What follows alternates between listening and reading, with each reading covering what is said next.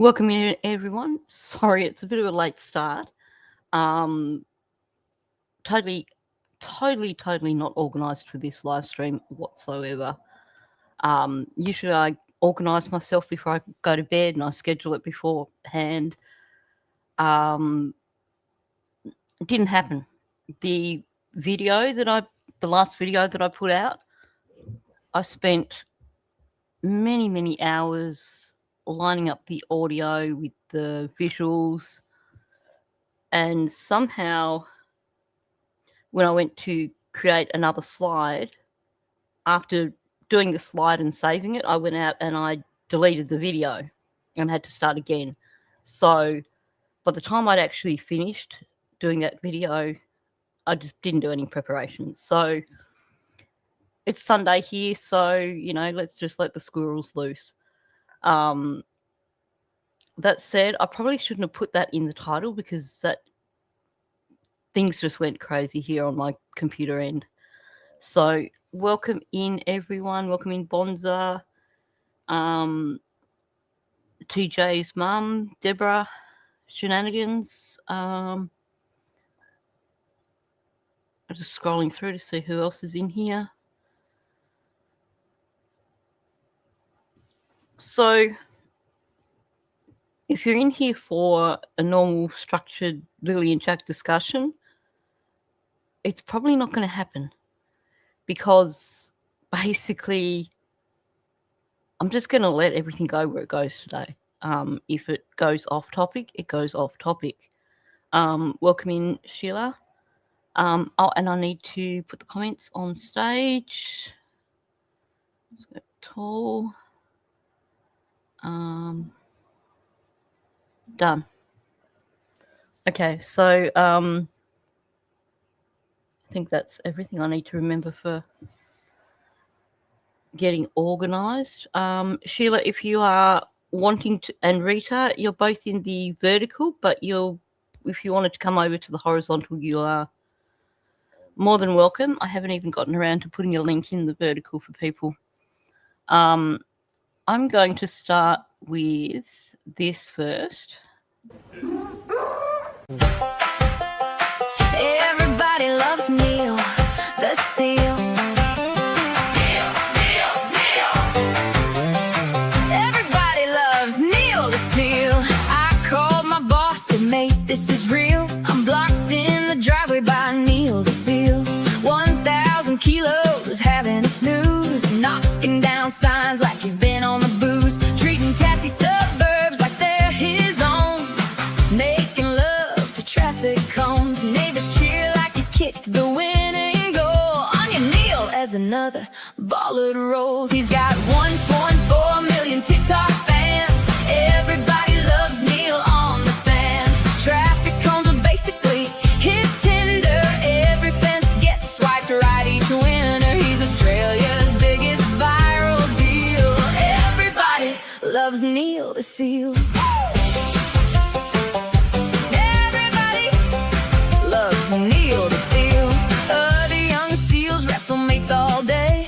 Neil's got fences standing in the way. His friends lie thousands of kilometers south, so he flops on anything like it's his couch. Every pole in Tassie's got a restraining order. The council says Neil back to the water. Telephone box, yeah, that'll do.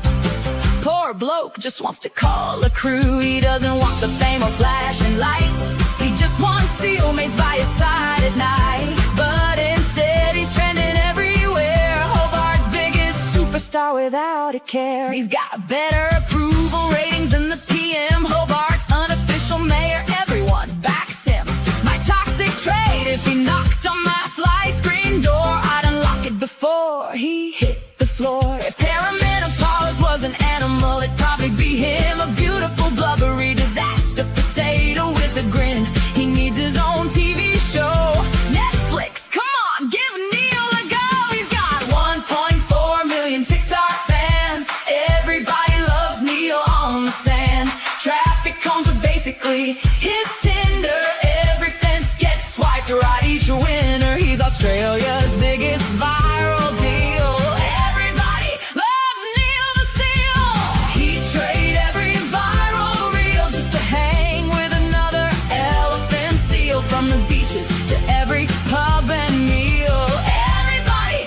loves Neil the Seal. Neil, Neil, Neil. Everybody loves Neil the Seal. Neil, Neil, Neil. Mayor of Hobart, what a legend.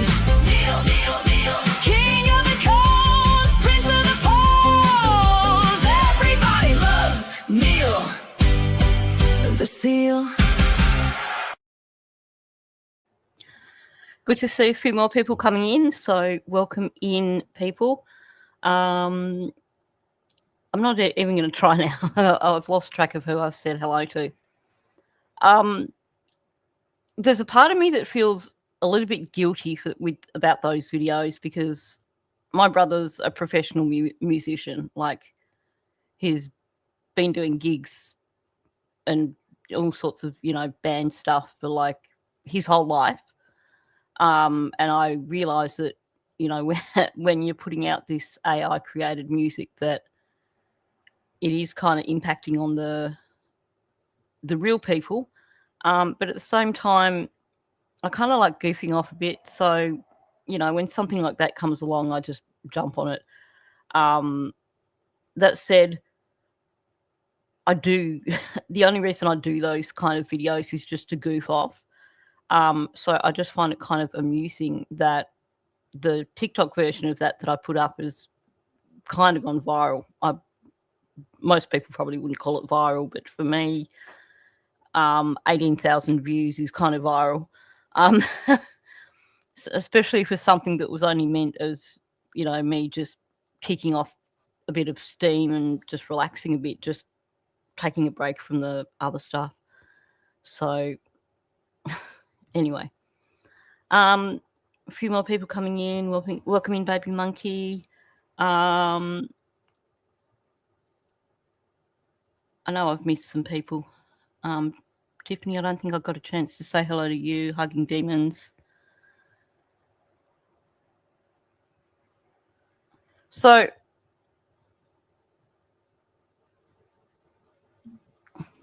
it does. And here's the thing. Like I said, my brother's a musician, and he puts a lot of work into his music. When him and his whatever band he's working with recording, there's a lot of hours going into actually creating a recording. There's a lot of hard work goes into it if you're an actual real musician. And a friend of mine that I've known for probably over 20 years, she's a really well-known, well-published Australian author. Like I knew her when her first book was being published, before she was anybody knew.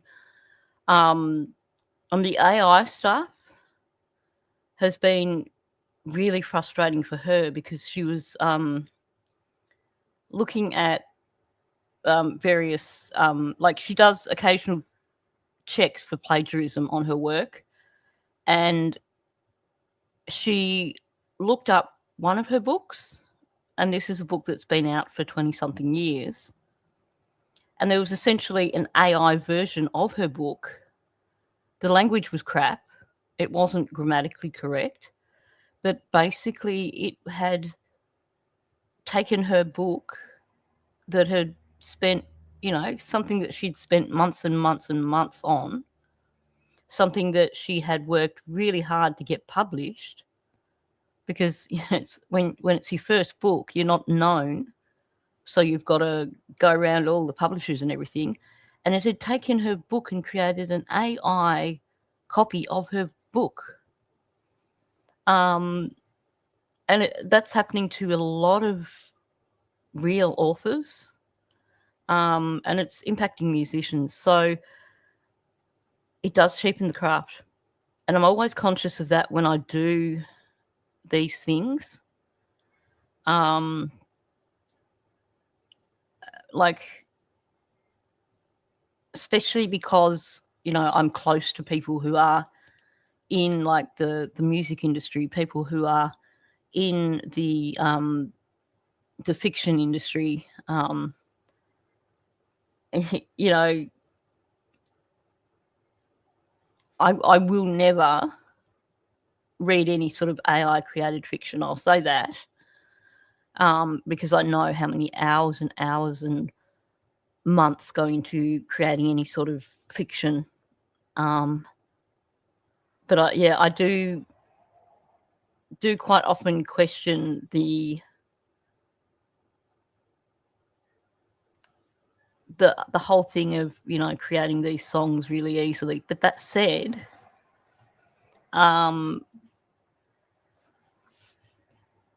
songs don't quite hit as, they're not as good as ones that have actually been properly created, put together by a band.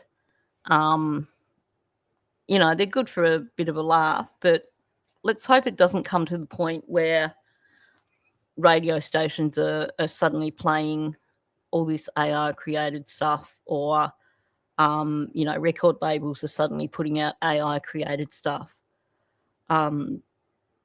Thankfully, our government looks like they're going to be putting things in place to protect creative people in Australia.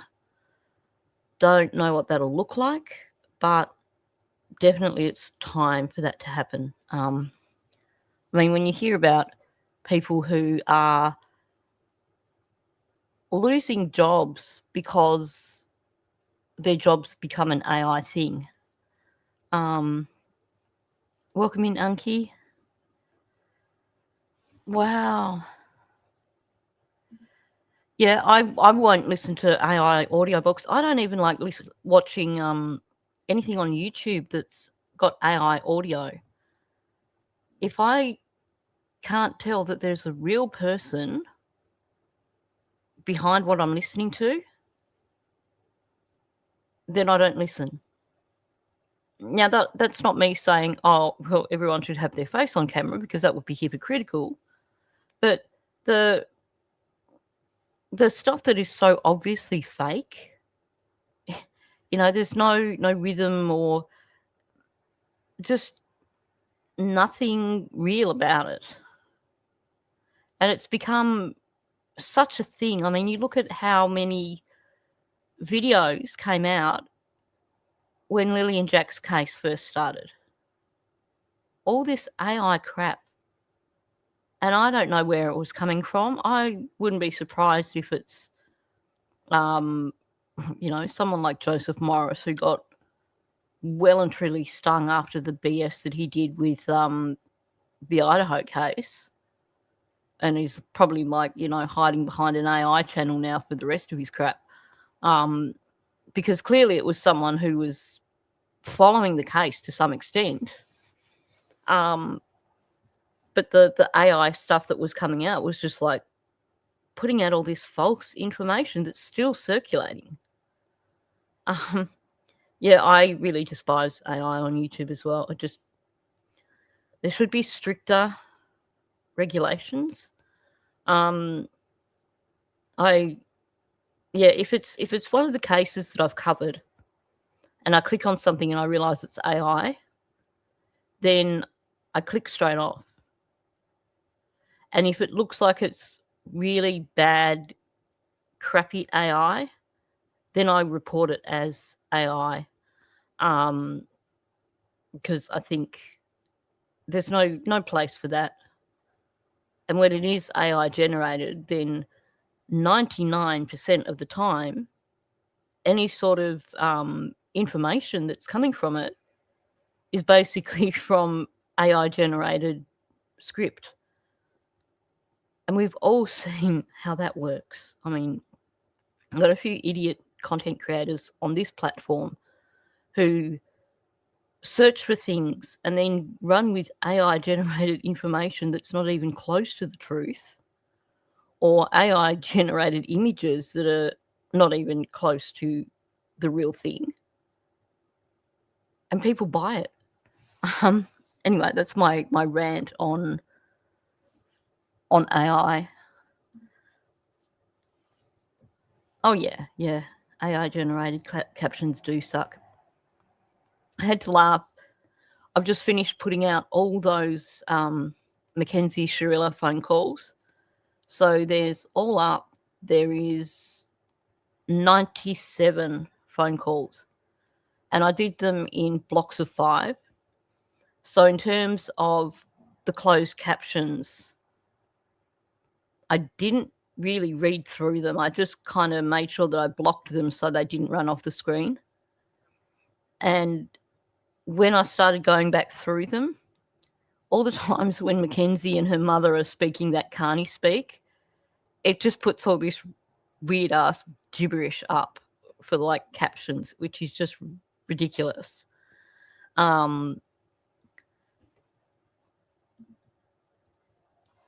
Yeah, I'm really very much against AI videos. I've just seen hang on. Okay, I struggle with AI videos. I'm against them. However, when I was following Jay Slade case, there was an AI channel I followed. I know who was behind it. AI was used for privacy. It was truthful. Yeah, that's the difference. And I know there are people that do that. I think we really need some serious regulation. I think platforms need to be stricter on AI that's being put out there, for starters. Because how often do you click on a video and there's no warning and you find out that it's AI? Like, when we upload videos, one of the boxes we're meant to tick is whether or not the content is AI generated. And there's like, not like me doing AI cartoony images of Neil, not that sort of thing, but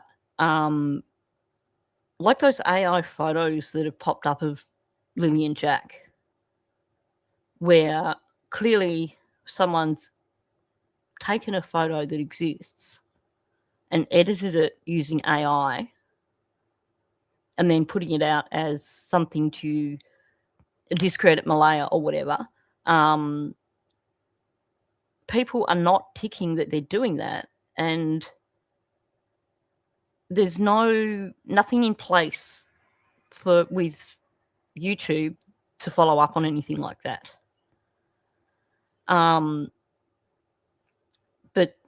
you know, if you click on something and it's full of AI, you should be able to see that before you click on it. There should be like an AI warning in the title or an AI sticker on the thumbnail or something that YouTube puts on there so that we have that choice.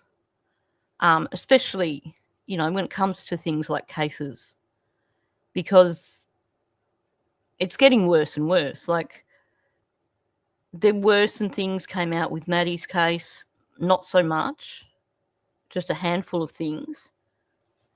But if you go back to when this case first came out, when Lily and Jack first went missing, you could go onto YouTube and there would be dozens of AI created videos pop up. It was like whack-a-mole. You'd get rid of one and there'd be half a dozen more come up. And it really does. It must be a nightmare for detectives to have people watching these AI videos and then reporting stuff. And I was reading an article somewhere in terms of, and this is just bad and lazy, lawyers who've been doing searches for like case precedent stuff and getting AI generated cases as precedents that they then take into court and then they get their asses whopped because they've basically come up with a fake case. There's been a lot of warnings going around in Australia lately, like, basically don't rely on AI-generated case law because it's not real, which is a joke.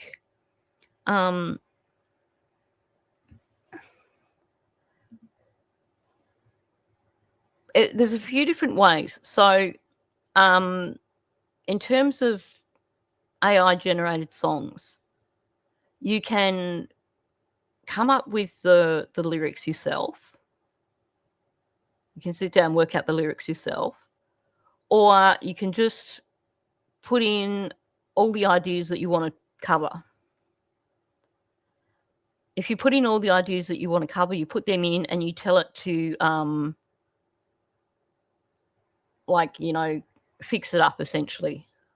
And then it turns it into something in the right format for a song. Or you can just put in, I want to do a song about this, and it just randomly comes up with a song, in which case the lyrics probably aren't even going to be anywhere near. So with some of the ones that I've done, like the Daniel ones, I put in, basically typed in a line of each of the things that I wanted to use. And then I also used a few quotes here and there, basically telling it, this is something I definitely want in there. And, you can set it and say, this is what I want the chorus to be. So there's different ways of doing it. It would take me forever to come up with one that was really well written. So a lot of the time I just put in all the ideas that I want and then let it generate it for me, which is lazy, Welcome in, little black pair. So, I mean, I have to admit, as someone who enjoys getting creative, as someone who enjoys just bludging off a bit and making videos that are like, just those kind of music video ones, I like the AI stuff, but I'm just so conscious of the negative side of it as well. And I think, we all need to kind of think about ethics when it comes to AI, because it seems there's a lot of people out there that just don't, which is, a little bit disturbing. But anyway, so what I was going to do, just kind of, like I said, randomly, if we go off topic, we go off topic. But because this is a completely unplanned one, a completely squirrely one, I've actually brought up my video that I did of Daniel's early interviews back to back. And I just thought I'd whack them up and we can just have conversations about that along the way. If we go off topic, we go off topic, because, that's what this one is all about.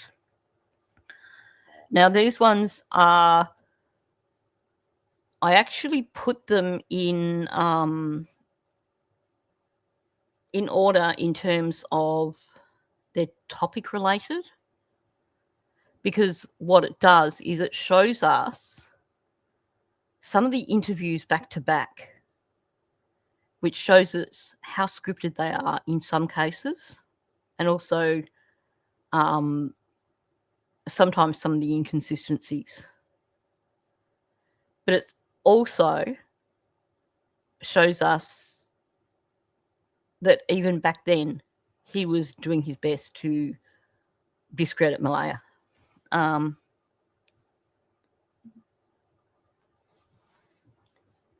think they brought it back on Thursday from town.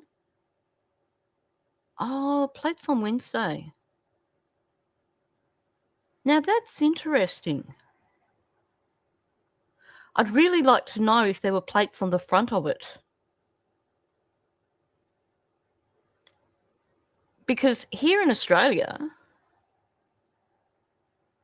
if you had to get new plates for your car, so like, if you move interstate and you take your old plates in because you need to get, well, there were no plates on the back of that car.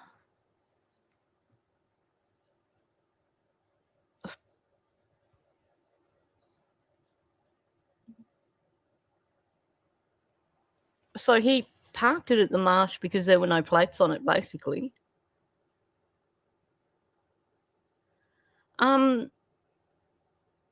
Isn't it strict? Like, here in Australia, if you went down the road with no plates on, you'd be pulled over and you'd be booked.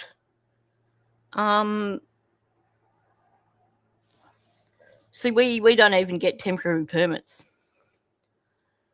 Here with cars, when a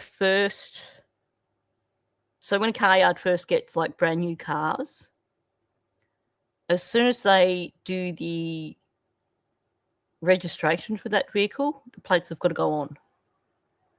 A lot of car yards will hold off, and you'll see car yards with brand new cars that have got like dealer plates on them.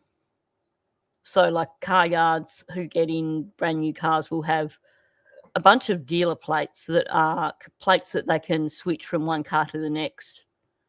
And then when they get a sale, they do the registration on the car so that they don't waste money getting registration and it sits there for 6 months. But I never thought about borrowing plates from dealerships. But here, there's no way you'd get away with going out on the road without plates on your car. Like, if you change your plates, because when I moved to Victoria, when my car registration was due, I had to go into Vic Roads and I had to change the registration to Victorian plates. And I just took a screwdriver with me, took the old plates off, handed them over, got the new plates, went out, put them back on the car, drove out of the car park.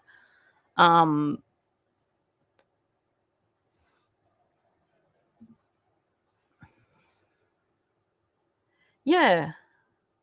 I find it amazing that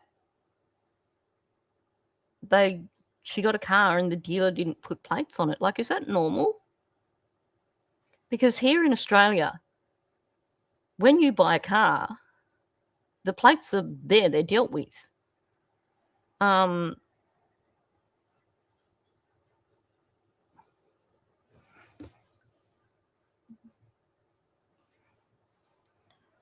Mechanics and dealerships have authorised plates you can use while you move your car.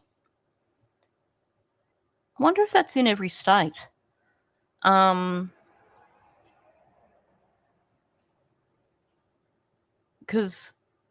it used to be that you could get a permit if you had to take a vehicle over the pits to get it approved for registration. So if you had an old vehicle that you'd restored that hadn't been registered and you needed to get it checked out by transport, then you would get a permit and you could drive it from like your residence to transport only.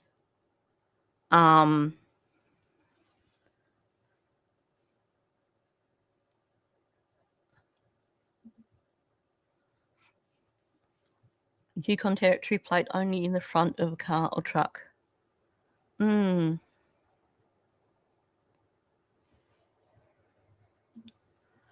So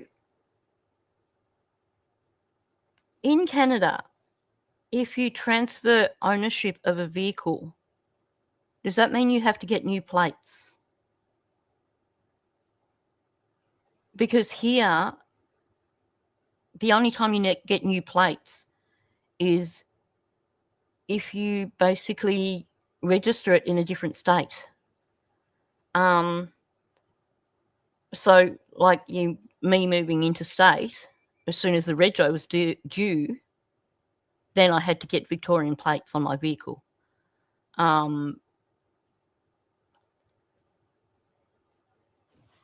You can transport for old plated. As in, so when Malaya bought that vehicle, the plates that would have been on it before, do they just get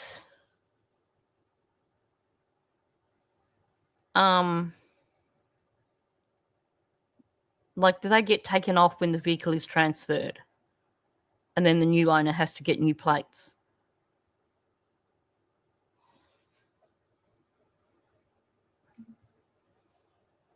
Yeah. I my first car, when I wrote it off, I should have taken the plates back and got rego on it, but I end up just keeping the plates because, you know, sentimental. And here you're supposed to. I think it's actually an offence not to take your plates back if a vehicle is no longer registered. Welcome in, Mike. So in Australia, it's got to be plates front and back, and you can actually get fines for not having, like, even if you've got a plate on the front, you can get fined if you don't have one on the back. And there's a good chance that you'll get pulled over. Some dealerships fill out forms, as in, what, so you drive around with just paperwork until you get your plates. This is just so mind-blowing for me. Coming from somewhere where if you were driving down the road with no plates on your car, you could almost guarantee you'd be pulled over and booked. British Columbia, you have it on both. And a yellow permit on the window. So most police cars these days have plate readers. They sign for the plated.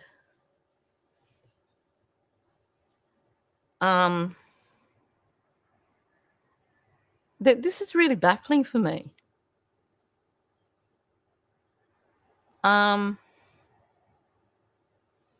Yes. The number of people who, when they're about to hit the highway, pull down their P plates or their L plates, hoping that they won't get caught. Although I think in New South Wales, isn't the speed limit the same for P plates and L plates? Like, I know in Tassie it used to be like a maximum speed limit of 80 kilometres an hour for someone on their Ps or their Ls. So if you're on the Midlands Highway and you stuck behind a P-plater who was actually following the law, it was really, really annoying. But I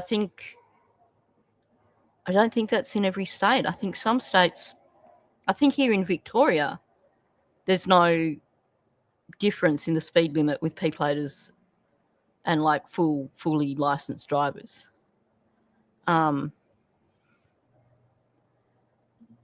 So in New South Wales, learners can only go 80 or 90, but P-plates can go at the regular speed. I think that's the same here. Oh, a P-plate and an L-plate. L-plate is your learner's license.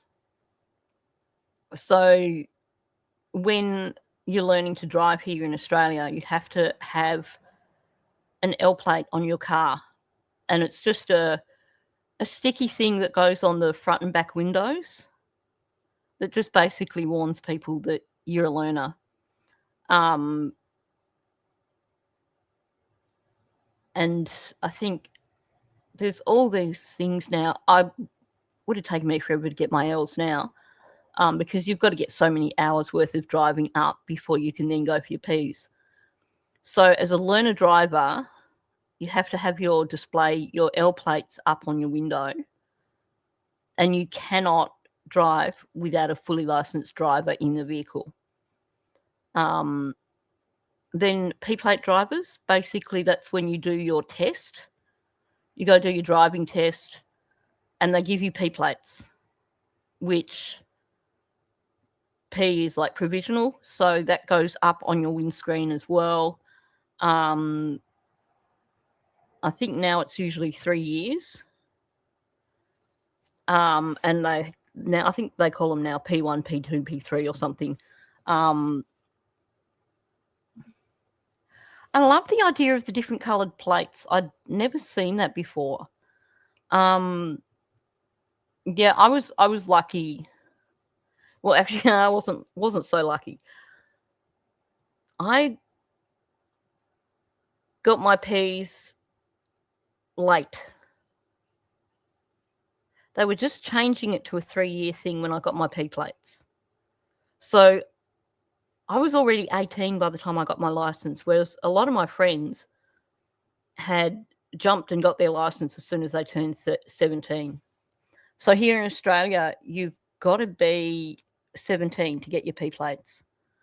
And a lot of my friends, like as soon as they turned 17, were getting their P plates. The day they turned 17, they were going and doing their test. And it used to be that you only had your Ps for 1 year. And it was around the time that they switched it to 3 years. A lot of my friends got their plates for 1 year. And like I said, I was a bit late getting it because I had to basically save up and pay for my own driving lessons. So I was on the 3-year thing. Actually, I'm trying to remember if all I can remember. Oh, that's right, because you only had to wear your plates for 1 year back then. I don't know what the deal is now.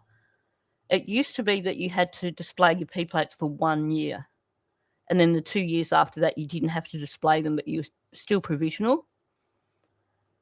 I lost my license for speeding 1 month short of fully getting onto a full license. Because, ADHD, you speed. And I was a major, major lead foot. So I lost my license for 3 months for speeding. And it was a month short of me getting off my P plates. And I had to go back on my P plates for another 3 years. So I was on P plates for 6 years, pretty much.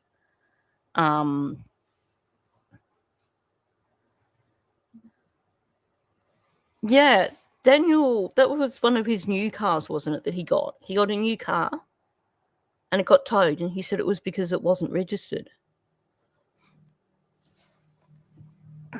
I wish I had.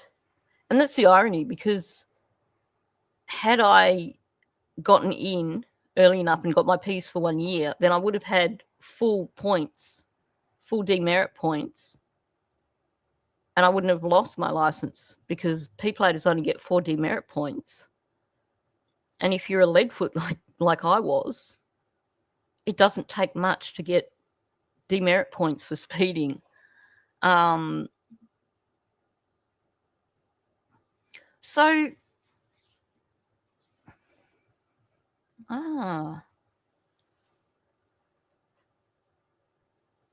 that's really cool. You have a Mi'kmaq plate on your vehicle, a special plate, but out of the Nova Scotia government that say Land of the Mi'kmaq on it, where it usually says Nova Scotia. That's really cool. We occasionally have special plates here that you can get that, might be like, Bendigo Goldfields region, instead of just saying, Victoria Education State or whatever they say. But I like that idea. So That's a good point, though. So that vehicle, if Nova Scotia vehicles are meant to have plates on the back, that vehicle didn't have a plate on the back. So what vehicle did they take in on the Thursday? If she got her plates on the Wednesday, then did they just drive the car into town with no plates on the Thursday as well? Is that something you can get away with in Nova Scotia?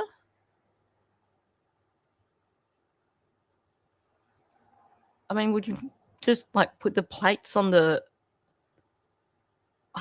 dash?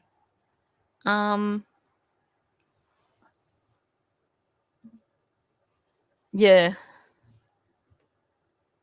Scary thought. I mean, when you look at all the accidents he's had, and he was driving an unregistered vehicle.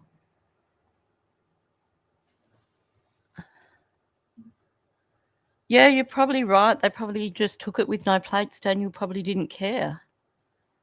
Oh, so you're not going to get away. Oh, whoops. You're not going to get away with it in Nova Scotia. Wow.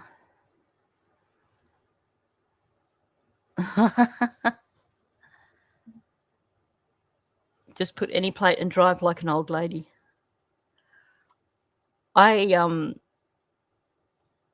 I was about 18 and I got my first job, before I worked at a different place, there's a place that I used to deliver to, and because it was kind of like a slip road where you wouldn't see it, I don't think people would have even noticed. But there was a guy who had 2 Leyland P76 cars, you know, those real old clunkers. And they were identical cars. And he had identical plates on them. So he was basically cheating registration. I don't know why you'd want 2 identical cars with identical plates. But basically, he only had 1 vehicle registered.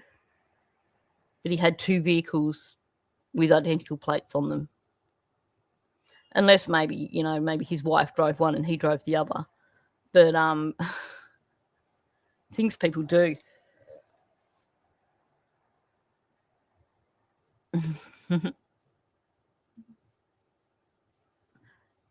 Yeah. That was me, although not quite that much. But the colours were the same. This vehicle was identical in every way. I'm guessing he must have got the plates, got in and gone, I've lost a plate, it's fallen off, and got another plate or something.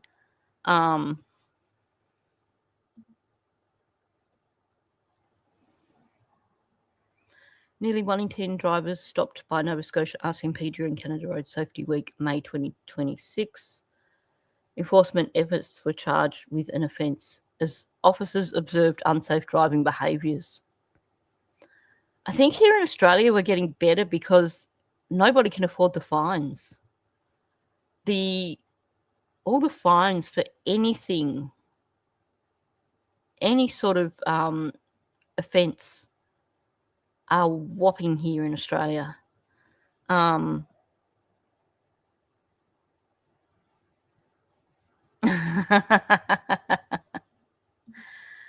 Nice one, little black bear.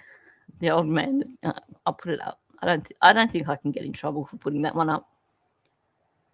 You heard about the old man that got pulled over by police who was arguing with officer. The officer said to the wife, "He always argue like this," and she said, "No, only when he's drunk." Yeah, they would have 2 different VIN numbers, but I guess at the end of the day, how often do they check when they pull you over? It's a interesting scam, that's for sure.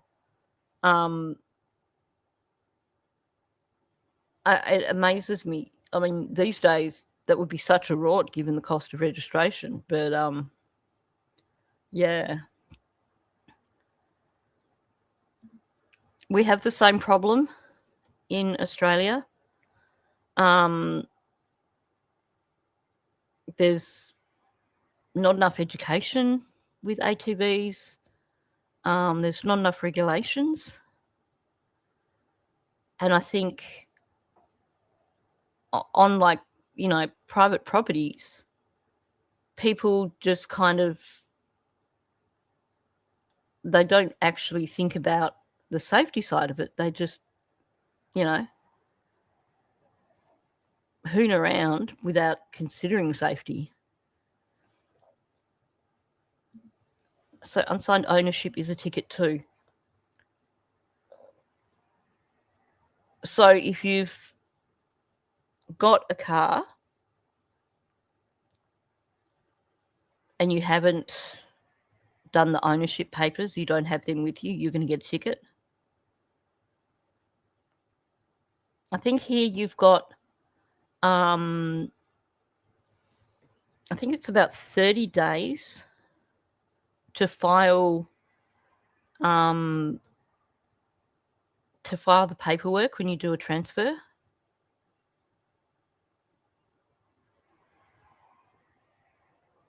So I don't think you tend to.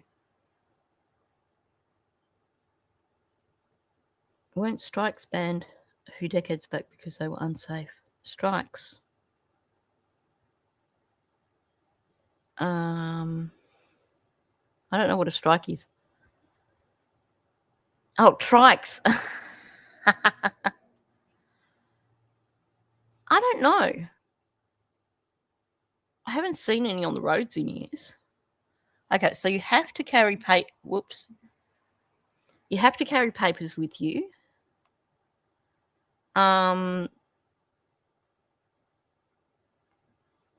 You have to have plates, but only on the back. Yeah, trucks can be quite dangerous. Scooters are pretty dangerous too. And they're becoming very popular now.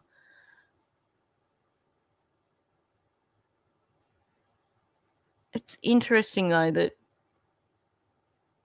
but it explains now why the vehicle we've parked over on the marsh, they were banned, trikes were banned in Ontario, yep. Because if you haven't bothered to put the plates on the vehicle,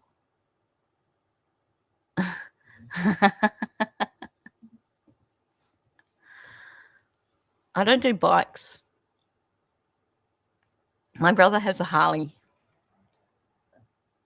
My brother has had bikes pretty much, you know, since he was in his 20s.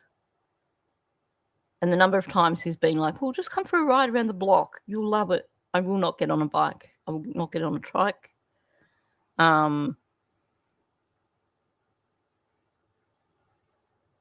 Yeah, those sort of things scare me. I'll stick to cars. Although that said, you know, my first car was a Mini, and I look at them now and think I would be terrified driving around in one of them these days because you'd feel so small. You'd be worried about being squashed by someone. Okay, so you need license, insurance, and plates. Here in Australia, part of the registration for a vehicle is MAIB, which is kind of like an insurance thing. I think we have to have third-party insurance on our vehicles, meaning that if we get in an accident, we're supposed to at least be insured for the damage we do to another vehicle. But a lot of people in Australia don't have full insurance because of the cost. which means that, you know, if you stack your car and it's not fully insured, you lost your car. Oops. Yeah, he has had it easy. Well, do we even know if he's got a license?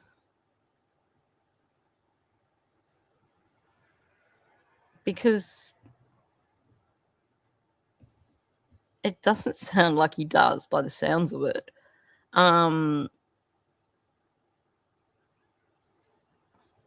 He should have lost it for not paying child support, but he never had to pay. So he never paid child support for his children? Wow. I feel sorry for his ex-wife.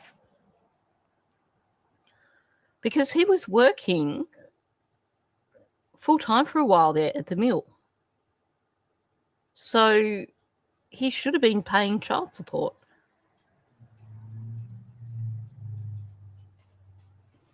Hello. Apparently Amira's decided it's warm enough to come and join us here rather than sleeping the whole way. So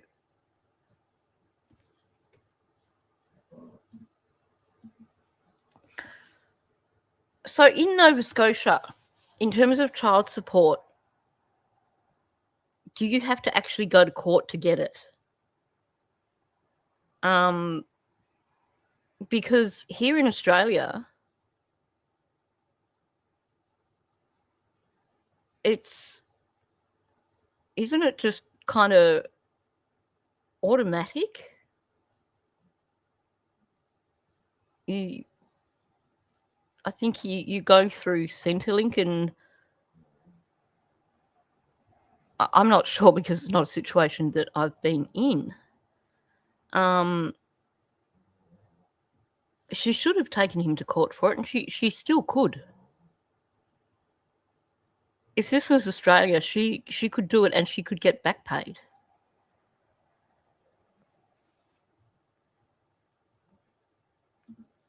I hadn't heard that he paid child support up front and gave her thousands. Oh, he stated it, did he?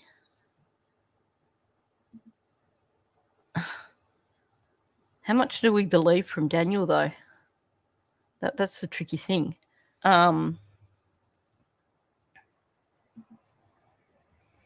It was actually said that he was getting a lift. It was in the, I think it was a Globe and, no. Yeah, I think it was a Globe and Mail article. And they said that he was getting a lift to the mill with his Uncle Ron.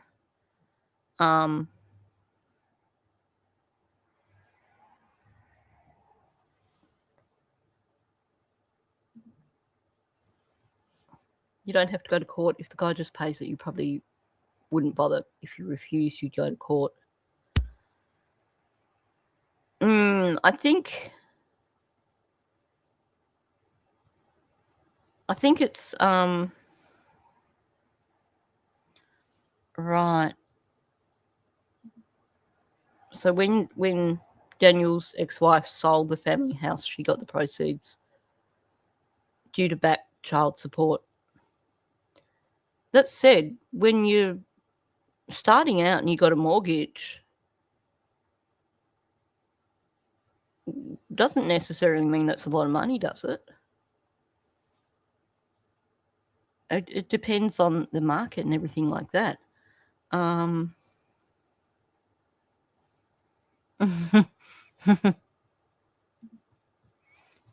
to make himself sound like a tycoon. He said he paid her thousands in advance. In other words, he really didn't pay her a cent because she got the money from the sale of the house. And as for he owns real estate, he has a share of that little block of land of Jamie's that sits between Ron and Earl's property. as does Justin.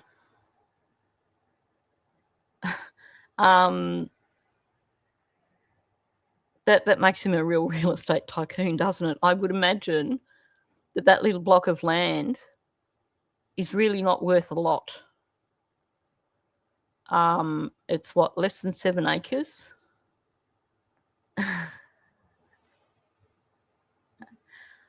Daniel owns real estate, swampland in from Florida. Yeah. Oh, far out. I can't remember where Daniel said all these things.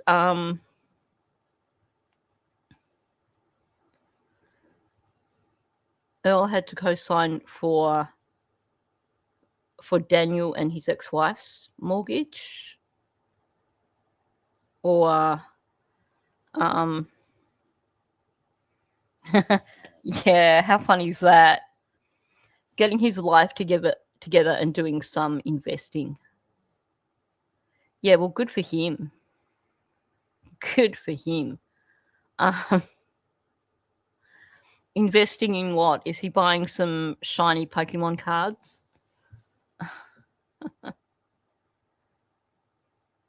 Yeah. So that must be why Earl co-signed.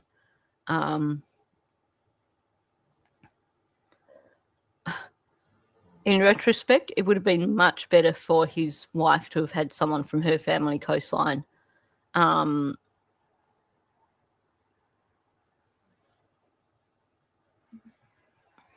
It does sound like he was couch surfing when he met Malaya.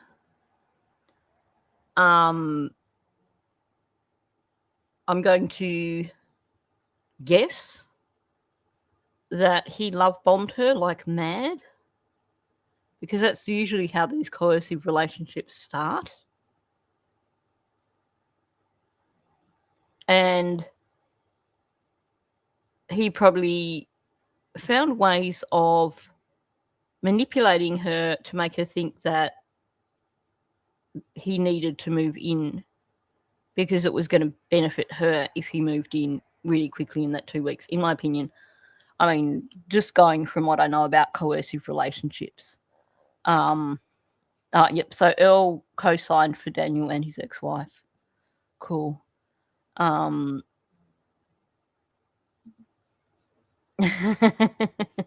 Yeah, he got a shiny Pokemon card and sold it.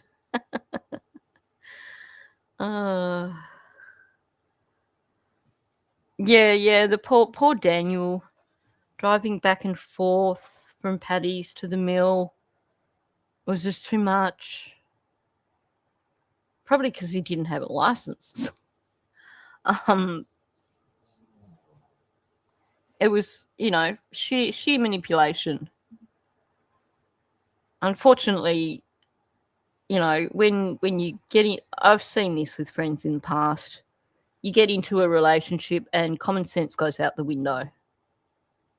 So if some guy's love bombing you and he's like, oh, I can't see you because it's too much driving back and forth, then yeah, you're going to be like, well, come and stay here. You can stay overnight. Yeah, he was. I thought I'd heard that he was couch surfing. So clearly, after his marriage fell apart, he was couch surfing. Malaya came along. He thought he was on a good wicket.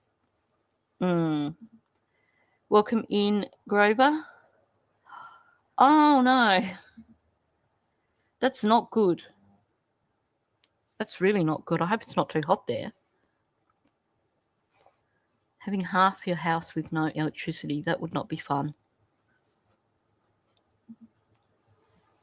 I mean, right now, I turned the heating back up at about 6 o'clock when I got up, and the house still hasn't warmed up. Oh, he would have been overstaying his welcome. I could imagine Daniel couch surfing and people just being like, he's never going to leave.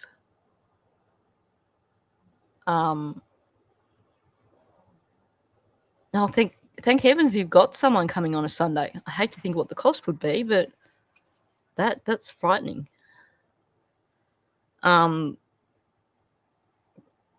Unless he was, providing rugs for them, sharing his stash.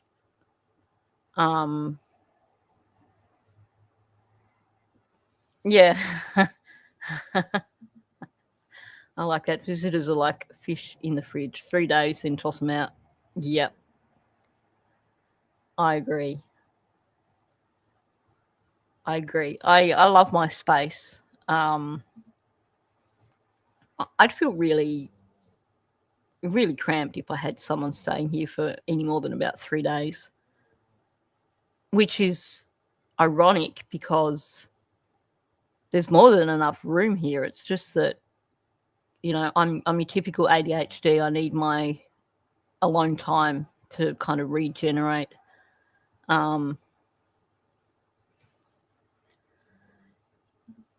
Yeah, probably that too. But I doubt, until he moved back to Gerlock Road, I doubt very much that he would have actually had his kids come and stay with him.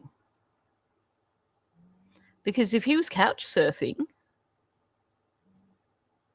then it's not exactly a stable situation for your kids to come and visit. And I would imagine that when they were at Paddy's, a similar situation, like staying at the grandmother's house of your new girlfriend, for starters, I would be surprised if his ex-wife would have been overly keen on that. So I do wonder if, in terms of access to his kids, that those weekend visits only started after he moved to Gerlock Road. Oh, he totally is a manipulator and an opportunist. I mean, that takes skill to be able to move in with someone after only 2 weeks. Yeah. I think for Janie, the unborn grandchild was the bargaining chip. He probably sold it in terms of that they were both going to have to move out of Paddy's. But I couldn't imagine Paddy ever making Malaya homeless, especially not when she's pregnant. But I could imagine that the bargaining chip with Janie was, well, she's pregnant, we've got nowhere to go. Manipulated his way in and stayed there. Well, that's another one. Because you can tell that Janie actually really does love her real grandchildren. And it sounds like she would do pretty much anything for her real grandchildren. So I would imagine the appeal of, if we can move in here, then this gives me a stable place where I can have the children come every other weekend. It's a really, really good point.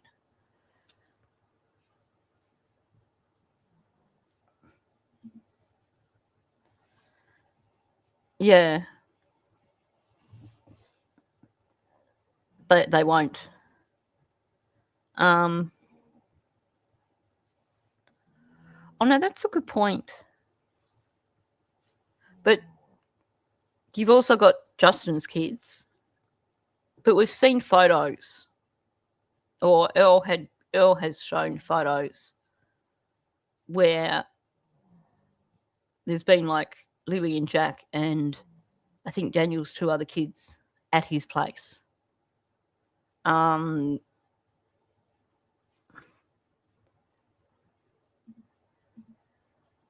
suspect that Earl is possibly less tolerant of Daniel's crap.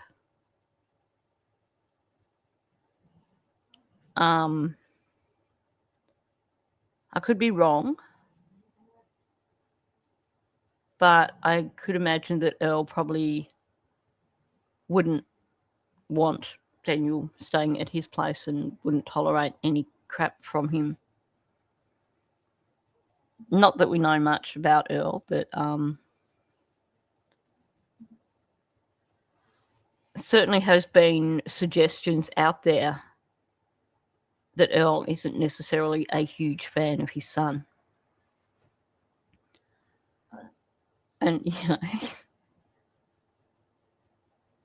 yeah, there's lots of kids' toys and stuff at Earl's. And I think, probably he probably still has Justin's kids go there, I guess. And sounds like Daniel's kids were going there. And it does sound like maybe when Daniel's kids were going there, Lily and Jack were going there with him. But when you look at some of his messages as well, he wasn't being invited to any parties or anything for Lily and Jack.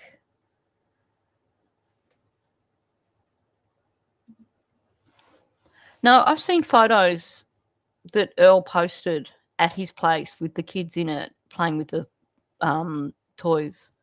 So there must be toys there for his kids. I have no idea. I've never kind of really worried about it. Especially not now. Now that we've got that scamneter trolling the internet for new stories to come up with, I'm so cautious about even discussing Daniel's kids. Because you know what she's like. If she got even a nugget of information about any of those kids, she'd run with it and make up a new story. But yeah, I don't know how many kids Justin's got, but I think there's more than one. But yeah. I am going to put up some of these early Daniel interviews. Like I said, I'm happy to just stop it along the way and just talk about whatever, because there's some interesting things coming up.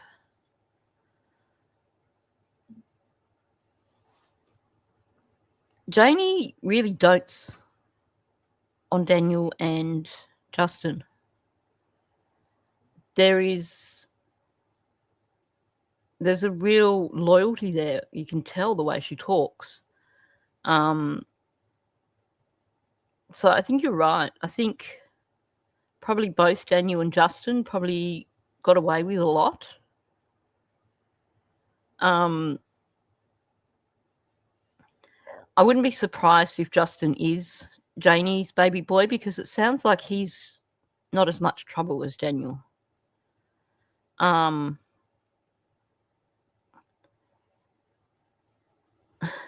Yeah, Bonza, exactly. I think, well, we've seen Janie would do anything for her boys.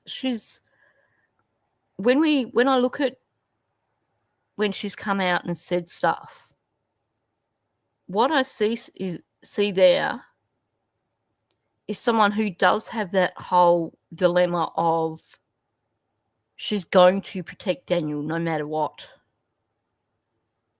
But I think on another level, there's the side of her that knows that what he did was wrong and that she shouldn't be, she should be speaking up. I think that's why we get so much leakage. Oh, yeah. She would totally send him root beer barrels and coffee packets and buy him special meals and buy hundreds and hundreds and hundreds of dollars worth of books on Amazon.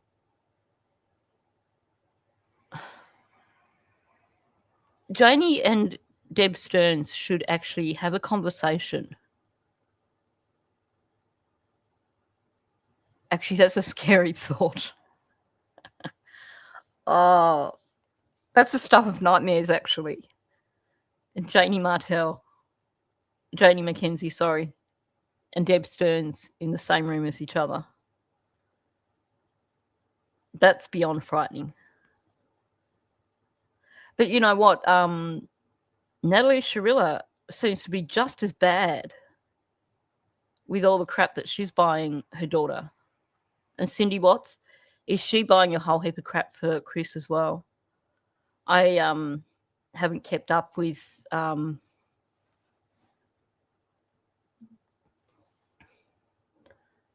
yeah, there's a few of them out there. That's like the guy that did the Port Arthur shootings here in Australia. And I'm not going to say his name. I will not ever say his name. But his mother, totally nutcase anyway. And this is from personal experience, because we knew the whole family. His sister was the only normal person in the family, and she used to come for organ lessons after school when I was a little kid. And her mum would pick her up, and I would always make sure I was out in the backyard playing when her mum picked her up, because I was scared of her mother because she was a Fruit Loop. And this woman still maintains that her son is innocent and didn't go and do that mass shooting. Yeah.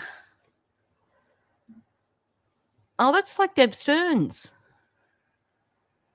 I haven't been following what their latest push is, but Deb Stearns was always pushing it that Jen Soto was the one that was responsible for what happened to Maddie. And there's one jail phone call where she's saying to Stefan, you know, why are you taking the fall for her, essentially? Yeah, Bonza, even after what he did, but the woman was a nutcase. They lived next to my grandmother, and the father was normal. His sister was normal. The mother is the reason he turned out like he was. Complete. Oh, wow.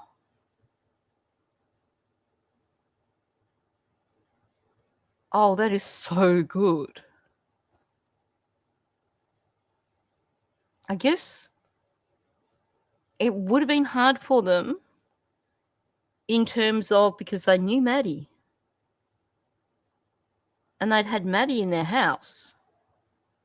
So to actually accept that Stefan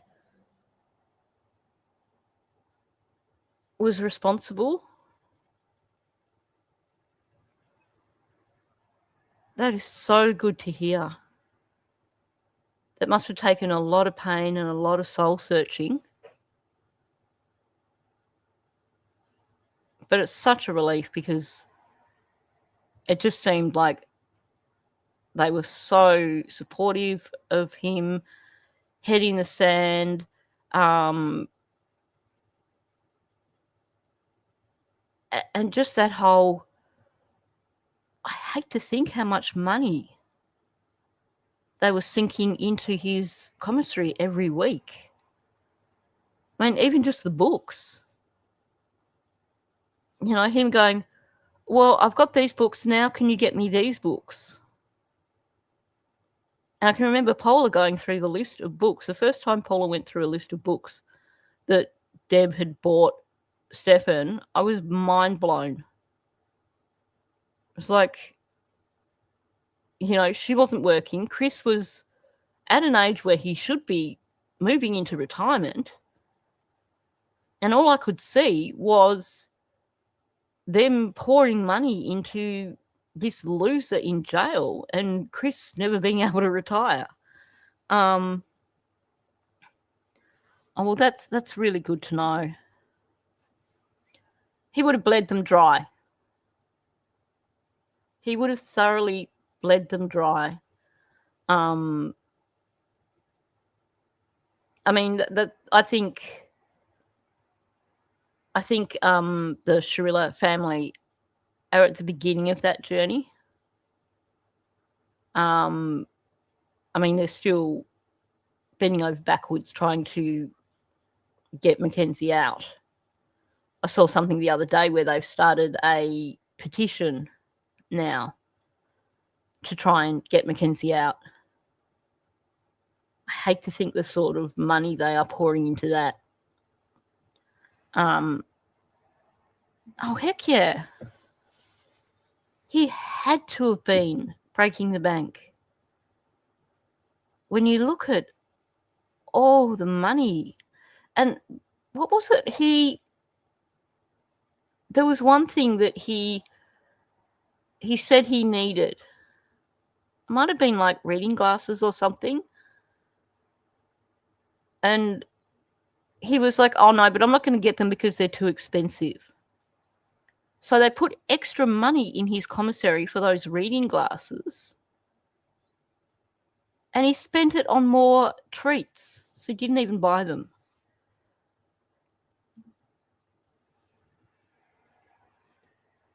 Yeah, he wanted them to set up a trust fund. Isn't that insane? I hope that in their wills that they leave everything to his brother. Because honestly, the amount of money that they've given him through all the stuff, I mean, Ruby Barrels alone was, yeah. It's just insane. Just insane. So it's good to know. It's really good to know that they've finally seen the light. I bet Stefan's having a major Suki Lala over that.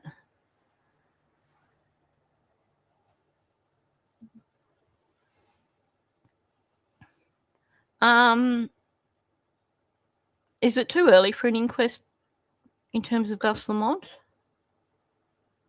I think if we started one now, it probably would fall flat. But definitely down the track, I think there needs to be one. And I'm 100% behind when it comes to Lily and Jack. If we reach a point where arrests have been made and none of the information comes out with CPS, I will be front and centre with asking for some sort of inquest or investigation into the failures that led to Lily and Jack going missing. There's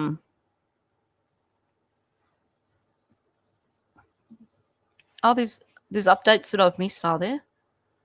Info's come back from vehicles and tech, nothing found. Wow.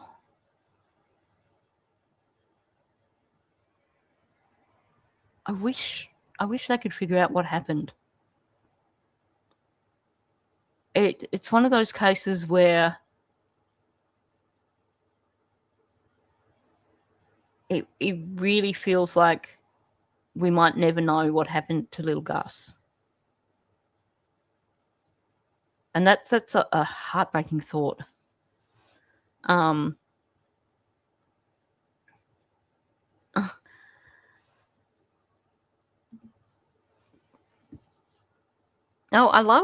I would love places here to be open till 10.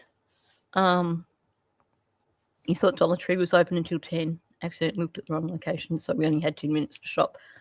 Oops. I think around here in winter, Target and Big W are open till 8 o'clock.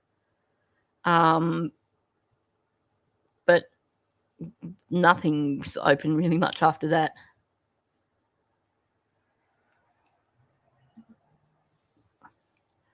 I think the situation we're looking at here is that those sort of charges I think they would throw them at them if they didn't have a solid enough case to prosecute. So I think the fact that we are not seeing any other charges coming down in relation to the neglect and stuff like that, I think, to me, that does say that they have got a solid case that they are working on, and they are taking their time and making sure that they are building the strongest case they can get. Because other cases where you see these charges coming through first, like directly related to the case, usually that happens because they haven't got enough for the big whammy, like Harmony Montgomery. I could be wrong, but I'm just hoping that that's the situation, because there's certainly things that they could be charged with. I'm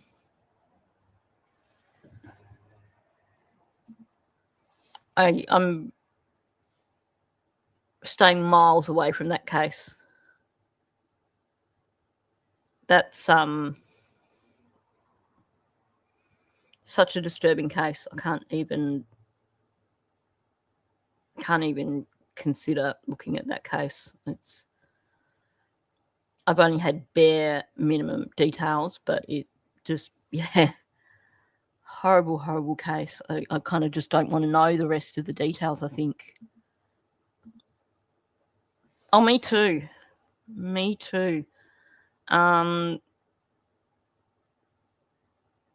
Problem is, some of the recent actions from, if it's hypothetically the person that we believe it is, then some of the recent actions from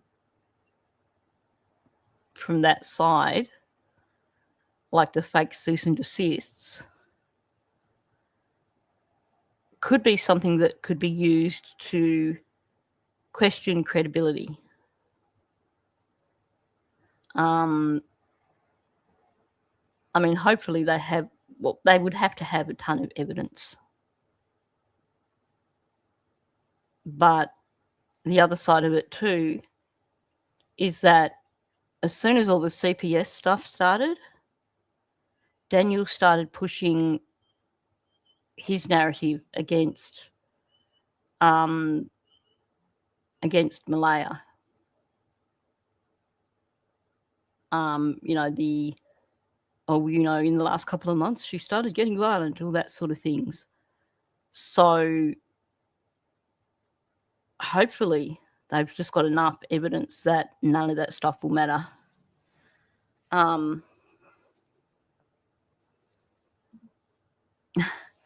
Well, thankfully we don't have root beer barrels in Australia, because I would never eat one. I just hear someone talk about root beer barrels and I'm like immediately triggered. The guy, him and his coffee and his root beer barrels, and oh my gosh, and his books. I hope he's really suffering now. How do we get Jen Soto arrested? Because she should be arrested. There is clear statute there in terms of neglect. In fact, I believe it is considered aggravated child abuse, because she basically sent her daughter upstairs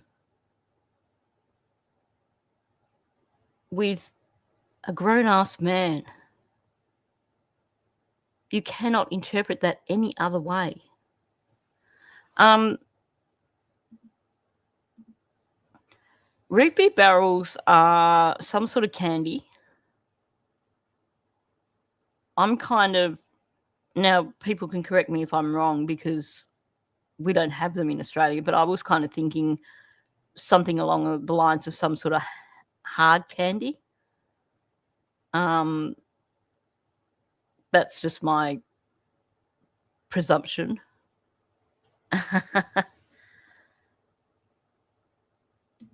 I'd be happy to send him a bunch of real root beer barrels.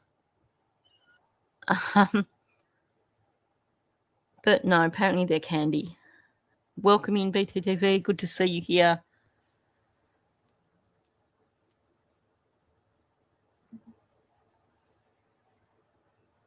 Yeah.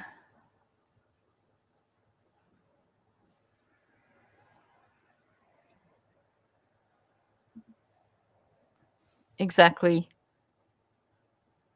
It seems like it's been, I mean, for all we know, there could have been some sort of deal done behind doors,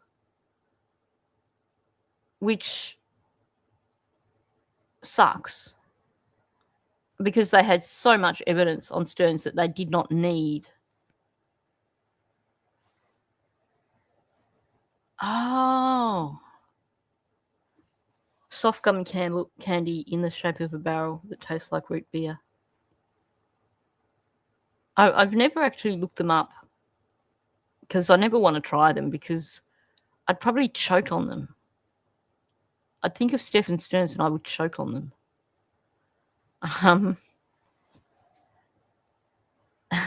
He is, Ariel. I might not be allowed to put that up, but I agree with you totally. I mean, I love sour cola bottles. We have them in Australia in regular cola bottles, but well, that's what I wonder because the interview that she did, that was a conditional one, and they were really careful in that interview to steer clear of anything that they could have actually used against her to press charges. And when I watched that interview, I actually came away from it convinced that they were going to press charges once his trial was over. Because they were so careful. There were a few times when Will J actually changed the topic, basically, moved away from something to avoid going down the track of something that would have incriminated Jen. And there were also a few really crucial things that weren't brought up in that interview that would have incriminated Jen. So all I can think of is that there was some sort of discussions behind the scenes. They really did, didn't they? They made it very, very, they spelled it out very clearly at the start. I think they were so careful in that interview that it had me convinced that they were basically, my belief, and I wish it was the case, my belief was that they didn't want a hostile witness going into court. Because had they pushed charges against Jen before Stearns went to trial and they wanted to use her as a witness, that they didn't want a hostile witness who was not going to be quite so cooperative. Because what could be better for convincing a jury than to try and get Jen emotional on stand? Probably wouldn't happen, but, you know, I think that was my thought. They were trying to just keep her on side and then they were going to whack her with charges after the trial. But he gets locked away and we're still waiting. nearly 12 months. Yeah, I have so much catching up to do still. I have updates with Sally Contarino. I also have, I've gone through all the legal stuff with little Layla over here in Donald.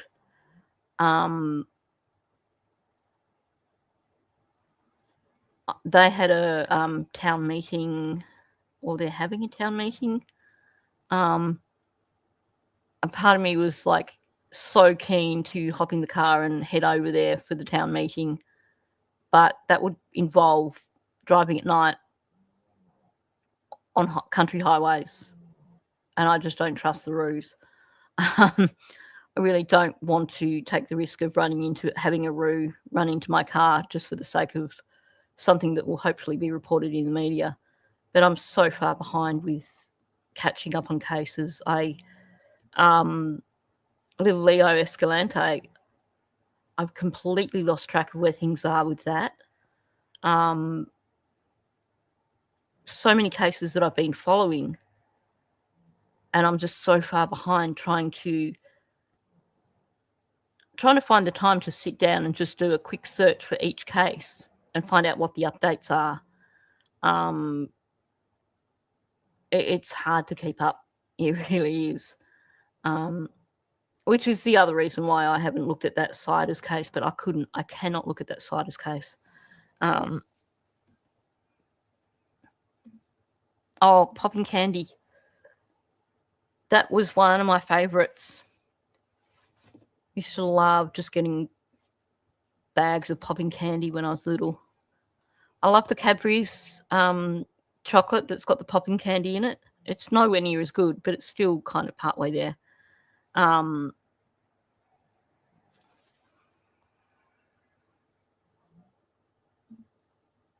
haven't caught that case. Dollar store has popping candy. Oh, how cool. Oh, you think James's case is coming up soon? I've lost track. I've got no idea where David's at either. Like, this is a baby Leo for anyone who's wondering what I'm talking about. And we've got Sarah Grace Patrick coming up on the 3rd of August. At least I know the dates with that because I follow her aunt's best friend on social media, and Kelly's always posting stuff, keeping us up to date. So many things I've lost track of where things are at with Barry Morphew. I think a date was set for him, but I've forgotten. I made notes. But I think a date is set with that. Even the Australian cases that I've been following, I'm not up to date with. James case, James Vanderleest. This is Leo Escalante. This was a little 2-year-old boy, and his mother had an order. Basically, she wasn't even meant to be anywhere near James. And yeah, Leo's mother wasn't even meant to be anywhere near James because there was a court order for her protection. So what does she do? She actually, it sounds like she was quite possibly living with him again, decides she needs to get her nails done, and leaves little Leo in his care. And something happened with Leo that was clearly quite violent, because they have described his injuries as catastrophic. Now, because James wasn't meant to be anywhere near Leo's mother, he called his father David. And David called it in and said he was minding the baby and the baby fell down the stairs.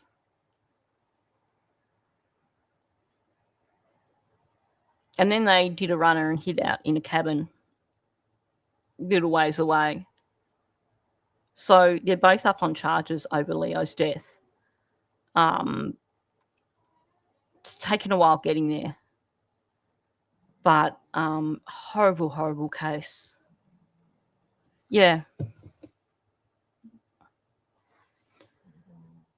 They said that the injuries were nowhere near consistent with a child falling down the stairs. It sounds like they were really bad injuries. Really bad injuries.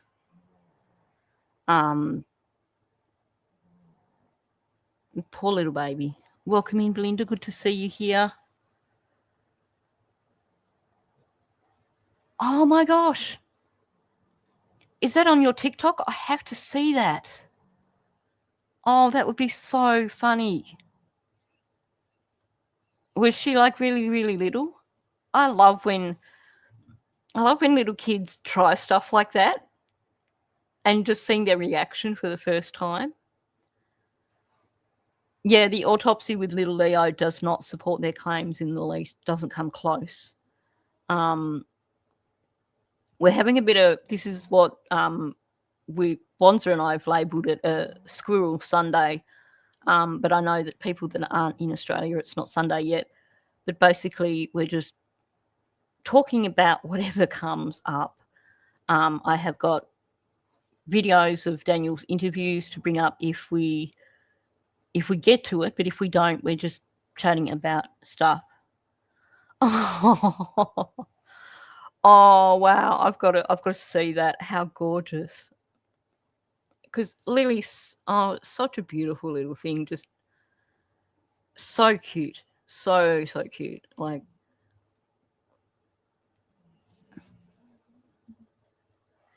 oh, sherbet fountains are the best. We call them sherbet fountains here. What sponsor called them? Oh no, sherbet bombs are a different thing. Sherbet bombs are the ones in the little wrappers with the sherbet in the middle of the candy. The sherbet fountains are the ones with the licorice. There's a lolly shop that we used to go to, like, you know, maybe every school holidays. It was about a 20-minute drive from home, and we'd go out to Richmond for the day, and we'd go and feed the ducks and get stuff from the bakery and stuff like that. And we'd always go to the lolly shop, and my sister and I would always get sherbet bombs. Always my favourite. Bumblebee tuna? I have no idea what that is. Yeah, so this video of Lily, is it on your TikTok, Belinda? Because I will certainly be looking for it. I'd love to see it. Just looking if we've got any other.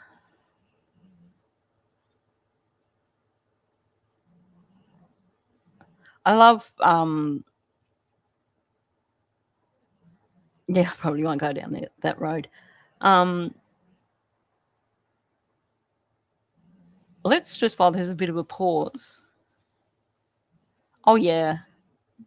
Yeah, I was paying attention, BTTV.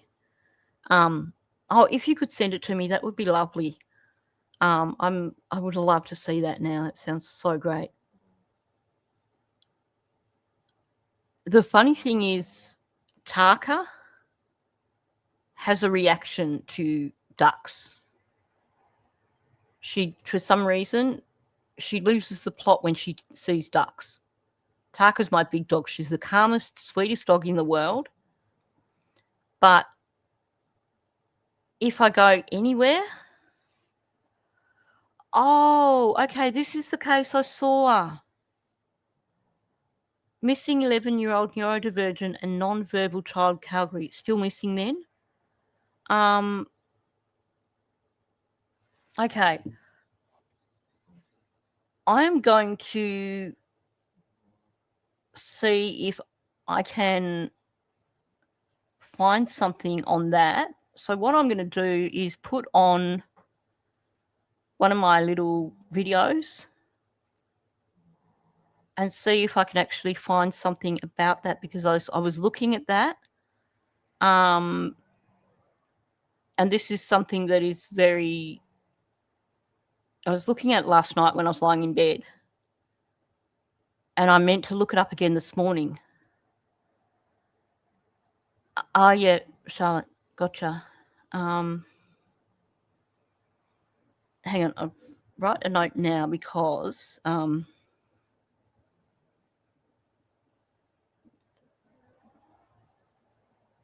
not good at navigating. I've got a different screen up on my iPad at the moment,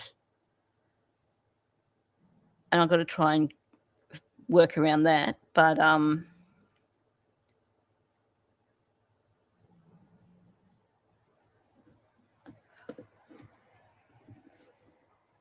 he's called Parker. Oh.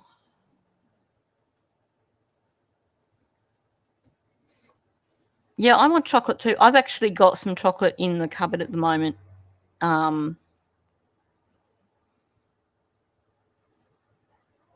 Yeah, I don't like Dutch licorice. My brother loves it. Him and his band, his old band, lived in Europe for a few years and toured for a few years. And he got hooked on Dutch licorice. Anytime out he gets it, I get some and put it away for him for Christmas.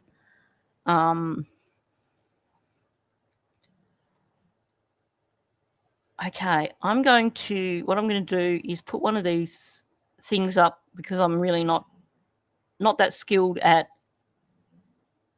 finding things while I'm like on screen. So if I put, let's go this one. We haven't had this for a while.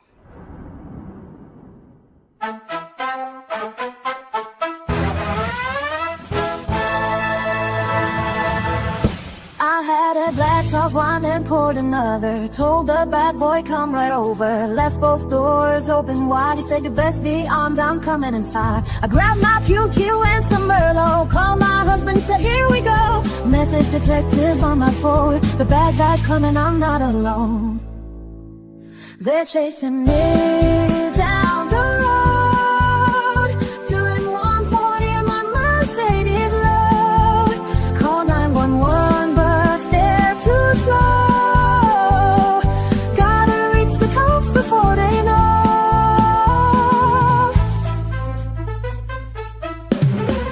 6 police cars on my face. Ski mask dude in a Honda Chase. I'll race them all with my V8 while calling Ralph. Don't make me wait. He said slow down. I said no way. These hillbillies want me today. Pulled up to the station gate. The cops just stared and made me wait. They're chasing me down the road, doing 140 in my Mercedes load. Called 911, but they're so slow. Gotta reach the cops before they know.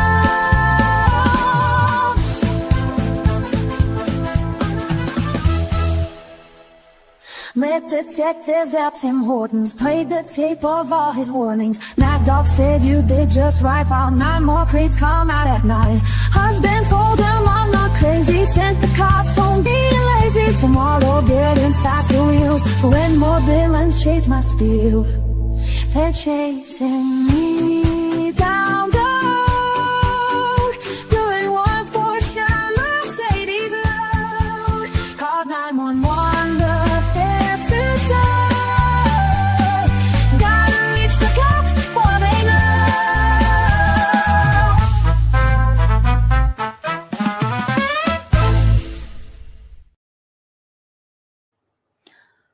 I will.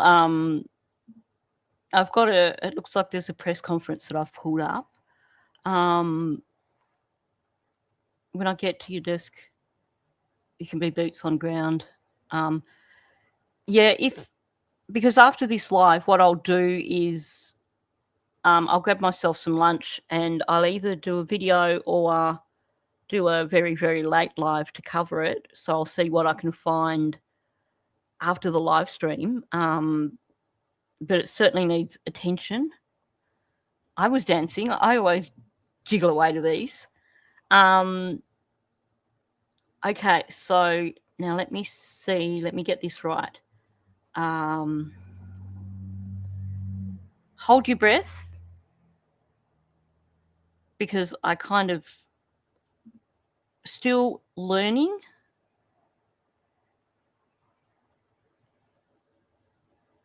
Oh, hang on. Right, hang on. I need to do it in a Chrome tab, because if I... Okay, bear with me if I lose you. Because I need to actually open it in Chrome. Otherwise, I don't... now I've got to find where I was at, which... bear with me, sorry. I forgot that I'm completely off screen right now. Can you still hear me?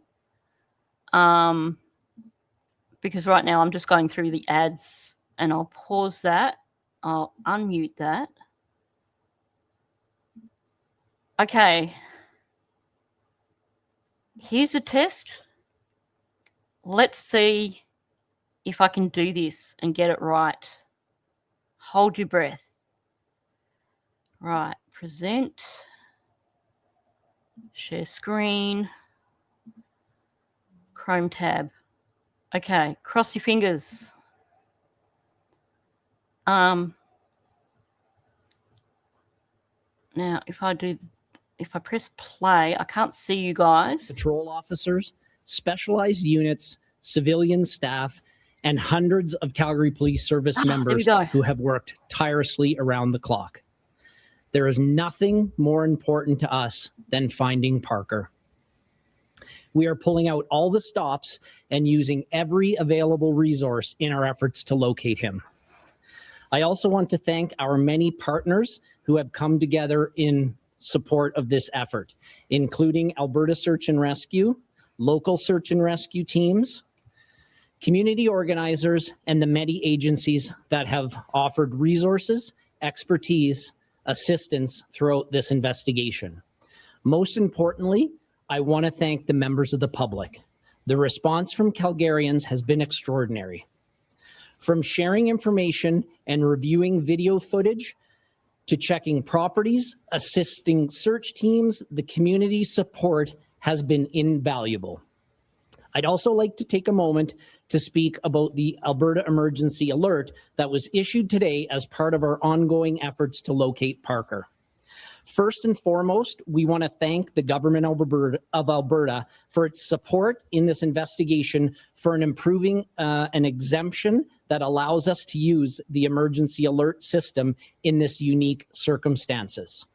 While this was not a true Amber Alert, Parker is a vulnerable autistic child, and we are deeply concerned for his well-being given the length of time he has been missing and his specific vulnerabilities.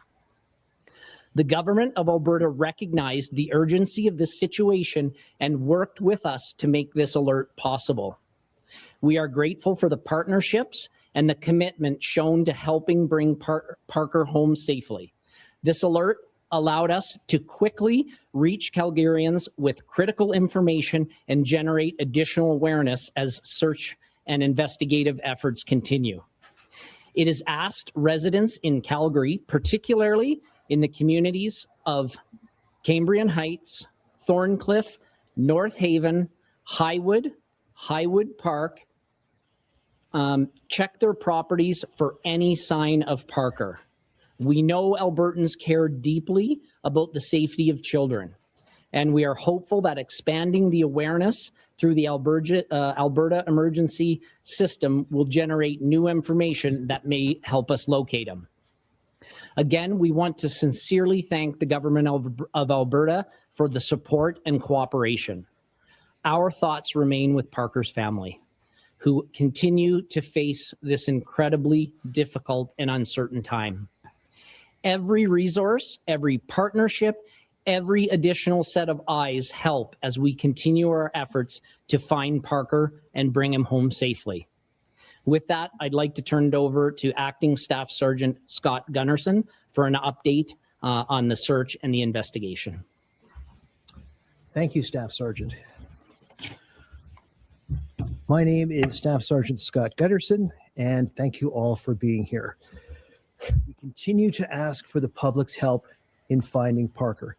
That means that we're asking the entire city, not just the communities that are close by Thorncliffe, but the entire community to check their yards, check their garages, check their sheds, check their RVs, check their hot tubs, anywhere that someone of his size could fit. We're asking people to check that. Again, Parker is 11 years old, he is autistic, and he functions at a 3-year-old level, which is, of course, why one of the reasons why we are so concerned and why we have put forward such an exhaustive search. Today, we released a picture from closed circuit television of Parker's last location. That came from the 5,000 block of Travis Crescent Northwest. It is our hope that this picture will allow the public to see Parker as he was last known to us, with the clothing that we believe he was wearing. So we're asking the public to look at that picture, share that picture with their friends, their family, their neighbors. Show us the picture. The more eyes we get on that picture, the more likely we are to be successful. We've dedicated a significant amount of resources to finding Parker. We've been working as investigators around the clock since his disappearance came to our attention. We've had at least 30 tips from the public that we are dealing with. Our CCTV review people have gone over at least 50 hours of surveillance footage from the general area and can continue to work with that. And we've had at least 200 members from the police service assist. Is it my audio doing that or their audio? They're really not giving us a lot of information on that side of it. There's got to be something better. I can't open my emails or anything, so let's have a look at images for starters. Okay, I've just found global news, so I'll just bring this up.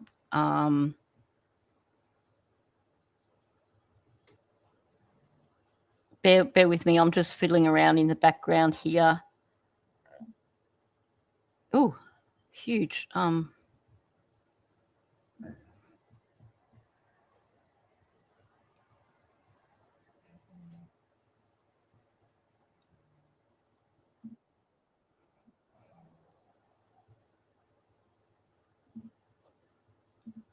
Okay, I'm going to change the screen.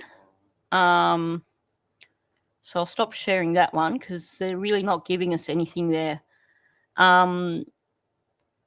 In StreamYard, the links aren't showing us ones that I can click on, which is kind of frustrating.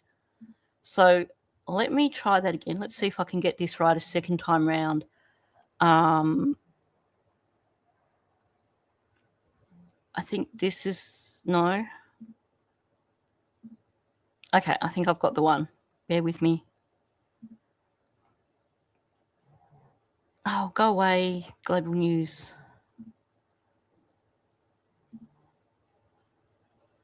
Okay, let me see. I've got that. Yay. Okay, let me press play.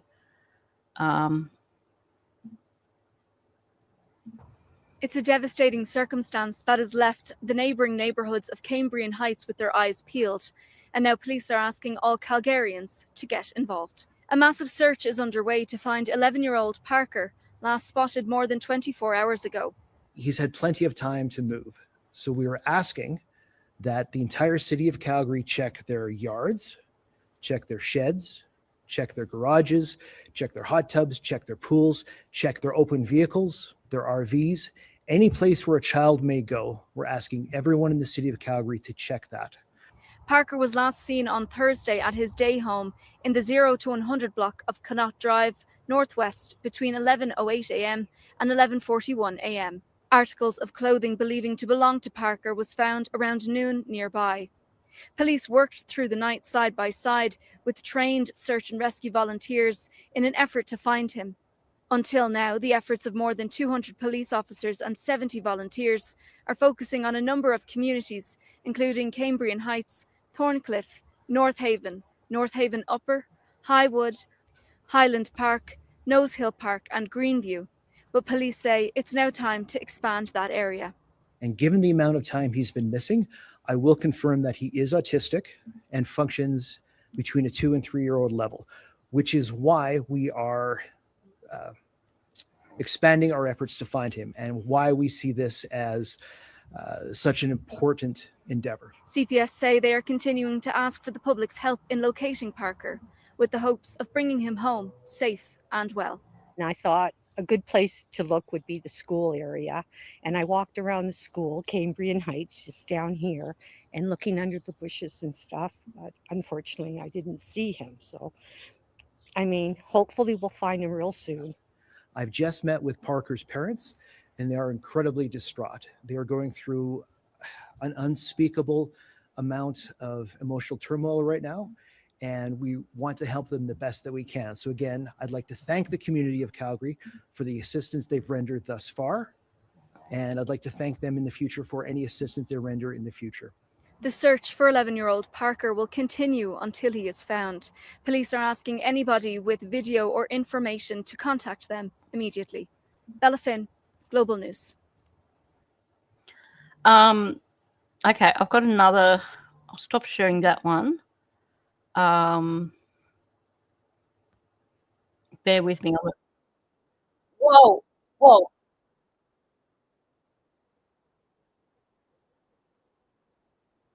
What the heck?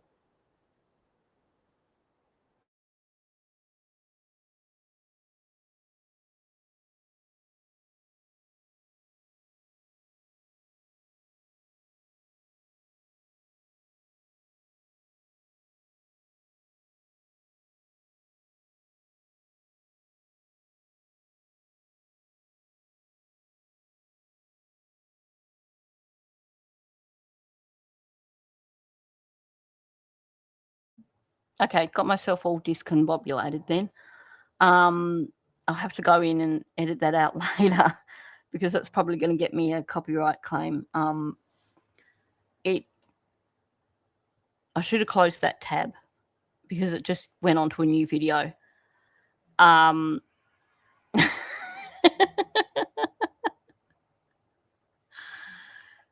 Oh, so you probably didn't get the audio in the background. Did you get the audio in the background that came up? That nearly deafened me because I had stopped sharing that tab. So it's possible that you might not have heard the audio. There was the tab that I was watching, that we were watching. Oh, okay. After I stopped sharing the screen, I didn't close the tab, and really, really, really loud music started blaring in my ear. And I was having a panic attack because I'm like, oh my gosh, I'm going to get a copyright strike. So I was trying to figure out where the music was coming from. I was trying to find the music. Not a drop bear or a huntsman, but it certainly got me going. And then I was trying to figure out which tab it was in because I've basically got all these open in tabs on Google Chrome, so I can just go from one tab to the next.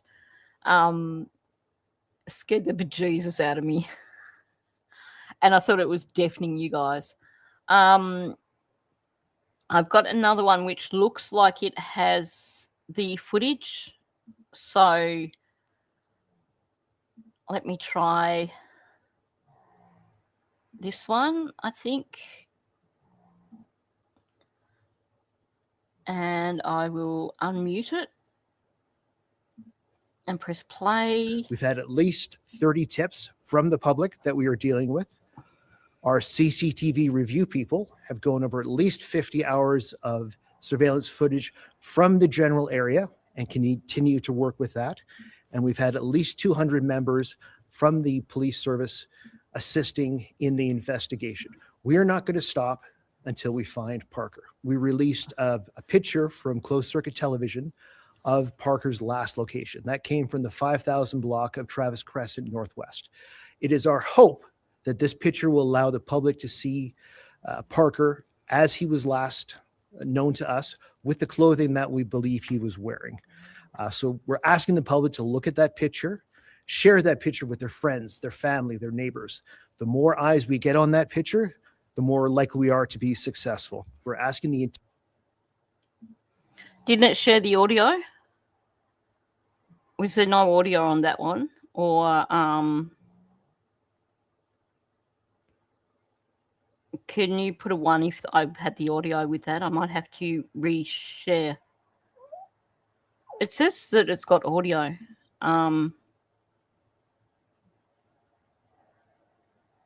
You were getting the audio? Okay, hang on. I'll go back and I'll press play again.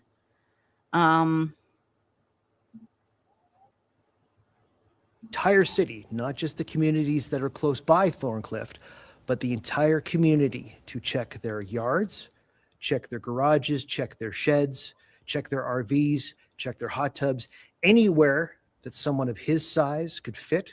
We're asking people to check that. And again, just as a reminder, when Parker is found, he is likely to be frightened. He's likely to be scared. So we need to be as gentle as possible if he is seen. So if a member of the public does see him, we're asking them that they call 911 right away. If they are certain that it is him, so that we can deal with him as safely as possible. Oh, wow. Excuse me, sir. How old were you when you made your first million? What is this for? We're trying to get Lot of advice. ads. Close that tab this time around. I think oh, cool. I actually stopped sharing. So, do we know if he's known to wander? Or is this... It sounds really alarming. It sounds like he's not going to come out for searches. It sounds like another Darius situation, but at least in this case, it's in a residential area. But it certainly means that he's hugely, hugely at risk. Definitely concerning.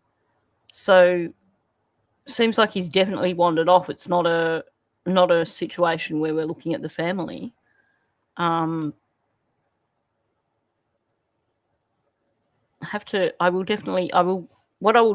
look into this while I'm eating lunch. Yeah, that was interesting. He was walking at a really good clip in that picture, wasn't he? He was covering a lot of ground very quickly.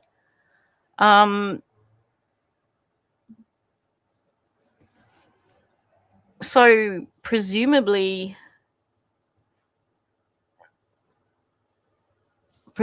that's like a care home, like not his regular home that he goes home to overnight, or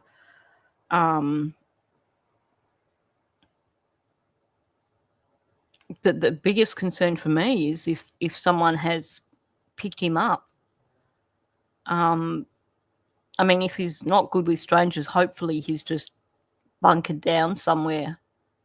Because I think about little Michael Vaughan. That was a crime of opportunity. His parents must be beside themselves. Now, if it's a day home, then it must be equipped for children like him who might potentially do runners. So he must have been really quick to slip out. you know, 11-year-old, he probably found some way of figured it out. Yeah. And, you know, for all we know, he could have been headed somewhere and got bullied by kids along the way, or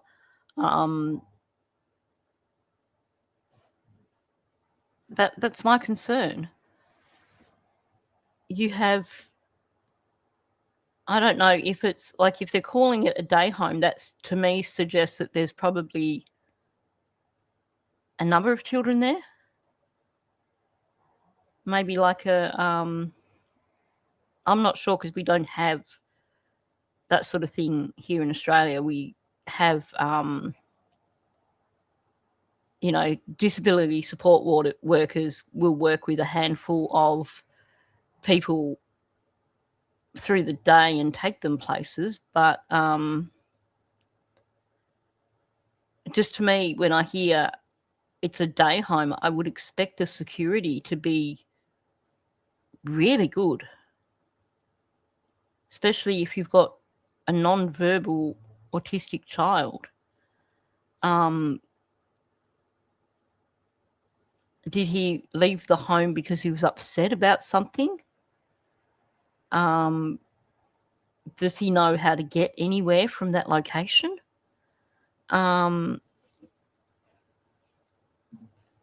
That's the thing.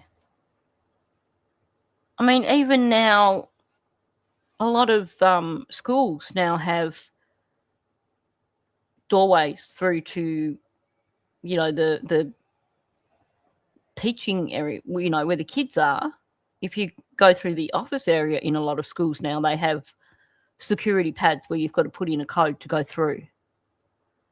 You would really expect that if it was a day home, that there would be something like that in place, so that he couldn't just walk out. And the thing is, when you're looking at a child who is non-verbal autistic,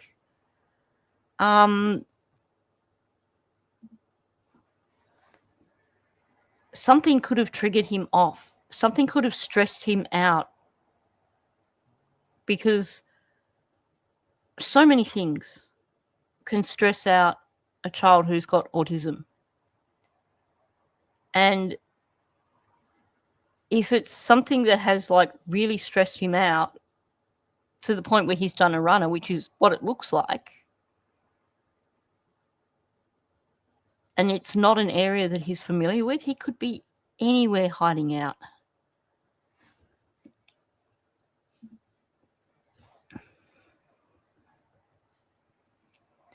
Yeah, well, so I'm aware of the ones where they've aged out of the school system. That's what we have here in Australia.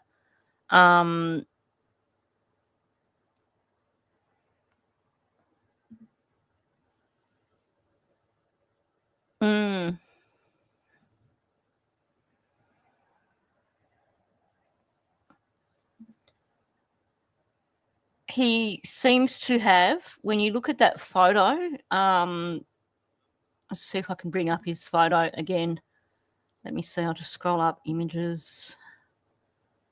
Bear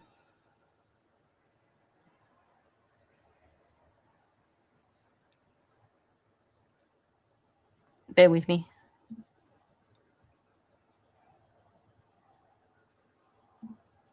Bring that up, and stupid ads. Hate ads. Okay, now let me try and share that screen.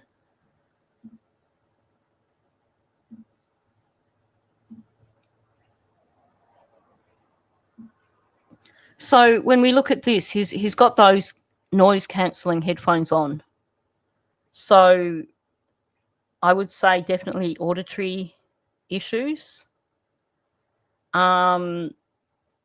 which means that he's probably highly sensitive to a lot of things. Highly sensitive probably to a lot of things. So It wouldn't take much to trigger a child with sensory issues to the point where they've just got to get out of there. And it clearly seems that,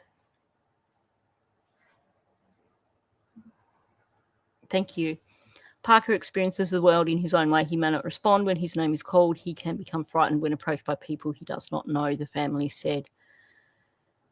Yep.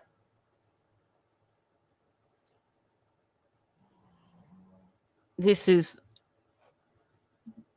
yeah, he's got the, when we look at this picture, this child's got major sensory issues. Even just, you can see he's stimming. There's a lot of just the body language, the body movement there. He's obviously got the auditory thing that is a stress out, but you can see he's also stimming there. He's doing stuff with his hands. He's tilting. I think something has triggered him. Something has upset him. And he's done a runner. Oh, poor little man's probably hiding away somewhere, terrified, just stressing out.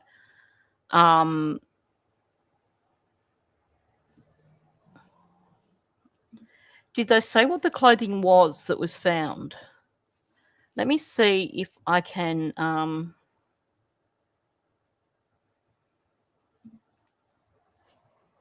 structure and routine. When you have a child that is high level ASD like this, structure and routine is so important that they're basically going to really, really struggle if you screw with their structure and routine. So this is like meltdown material for this little boy.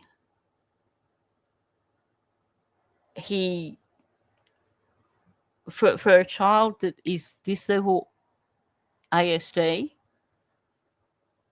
this is the sort of stuff that is going to really trigger a meltdown response in him.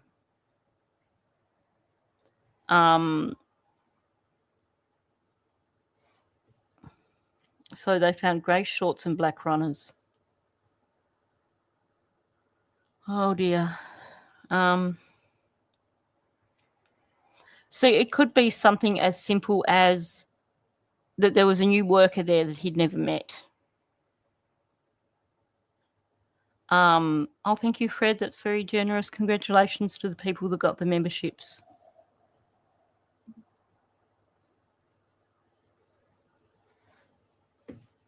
Police know the boy likes water, and part of their search has been to check whether he's near bodies of water. Oh. Wow.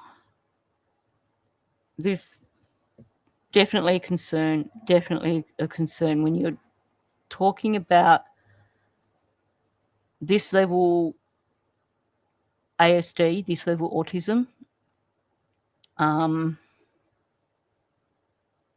I mean, the only positive, if you could call it a positive, is that I would imagine he's hunkered down somewhere.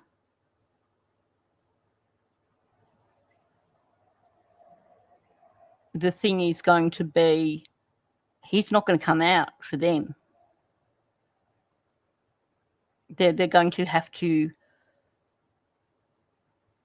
find a way to locate him and not stress him out, and then go from there. Obviously, they've got their strategies. And you know, from when we've looked at a lot of the search and rescue stuff, that they have all these things in place in terms of what they know when they're searching for children with high needs. Oh gosh. Yeah. I'm going to have to look at maps of the area, and hopefully there's not any big waterways or anything around, because this is causing a lot of concern for me right now. Thorncliffe area.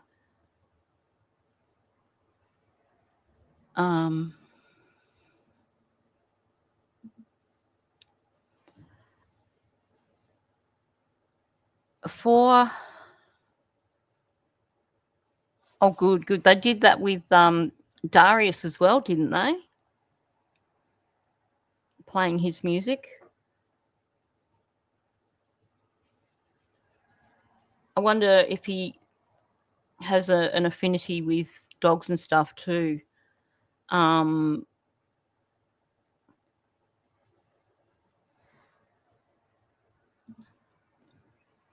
think it comes down to individual tastes. So I'm glad that they know what his type of music is.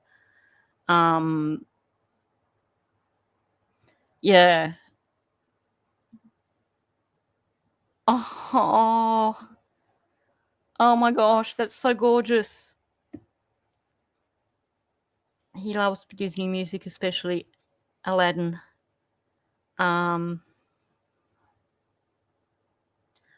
So congratulations to the people who got memberships. Thanks for sharing that, Bonza, because I couldn't see.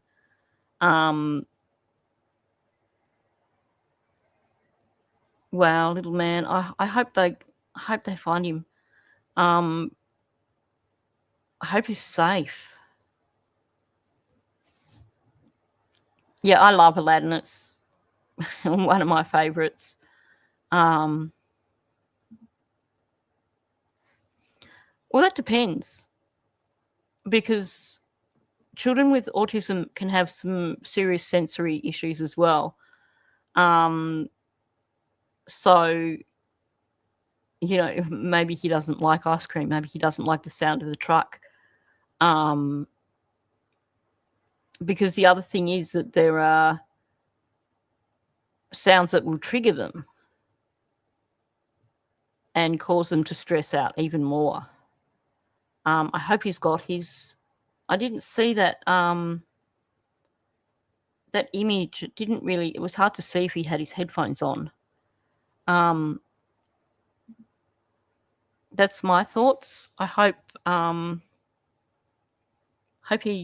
hope they're thinking about it in that way. Because, you know, he may come out for a dog or a cat.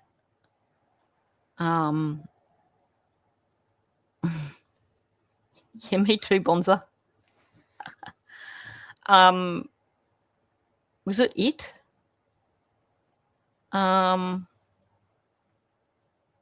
That I'm sure it's something like a Stephen King thing where there's an ice cream truck, and that it takes me straight back to that.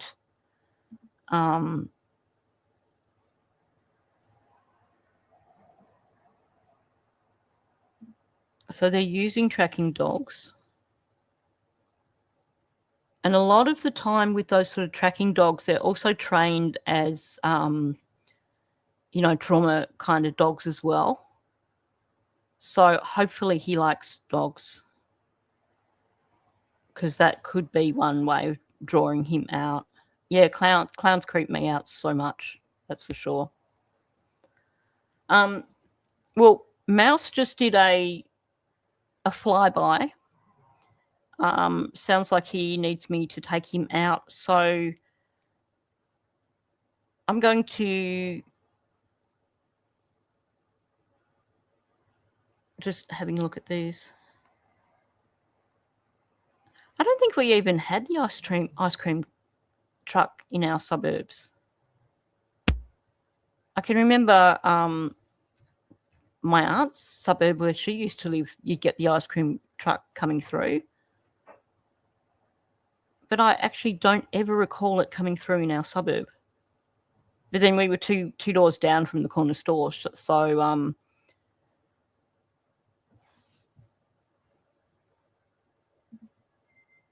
that's what I would think. If they're referring to it as a day home, why is there no alarm? Why is there no pin pad?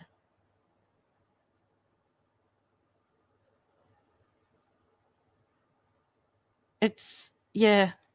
Okay, I'm going to go grab myself some lunch, and then I'm either going to jump on and do a live if I can find a bunch of clips, or I'll do a video, because I want to really wrap my head around this.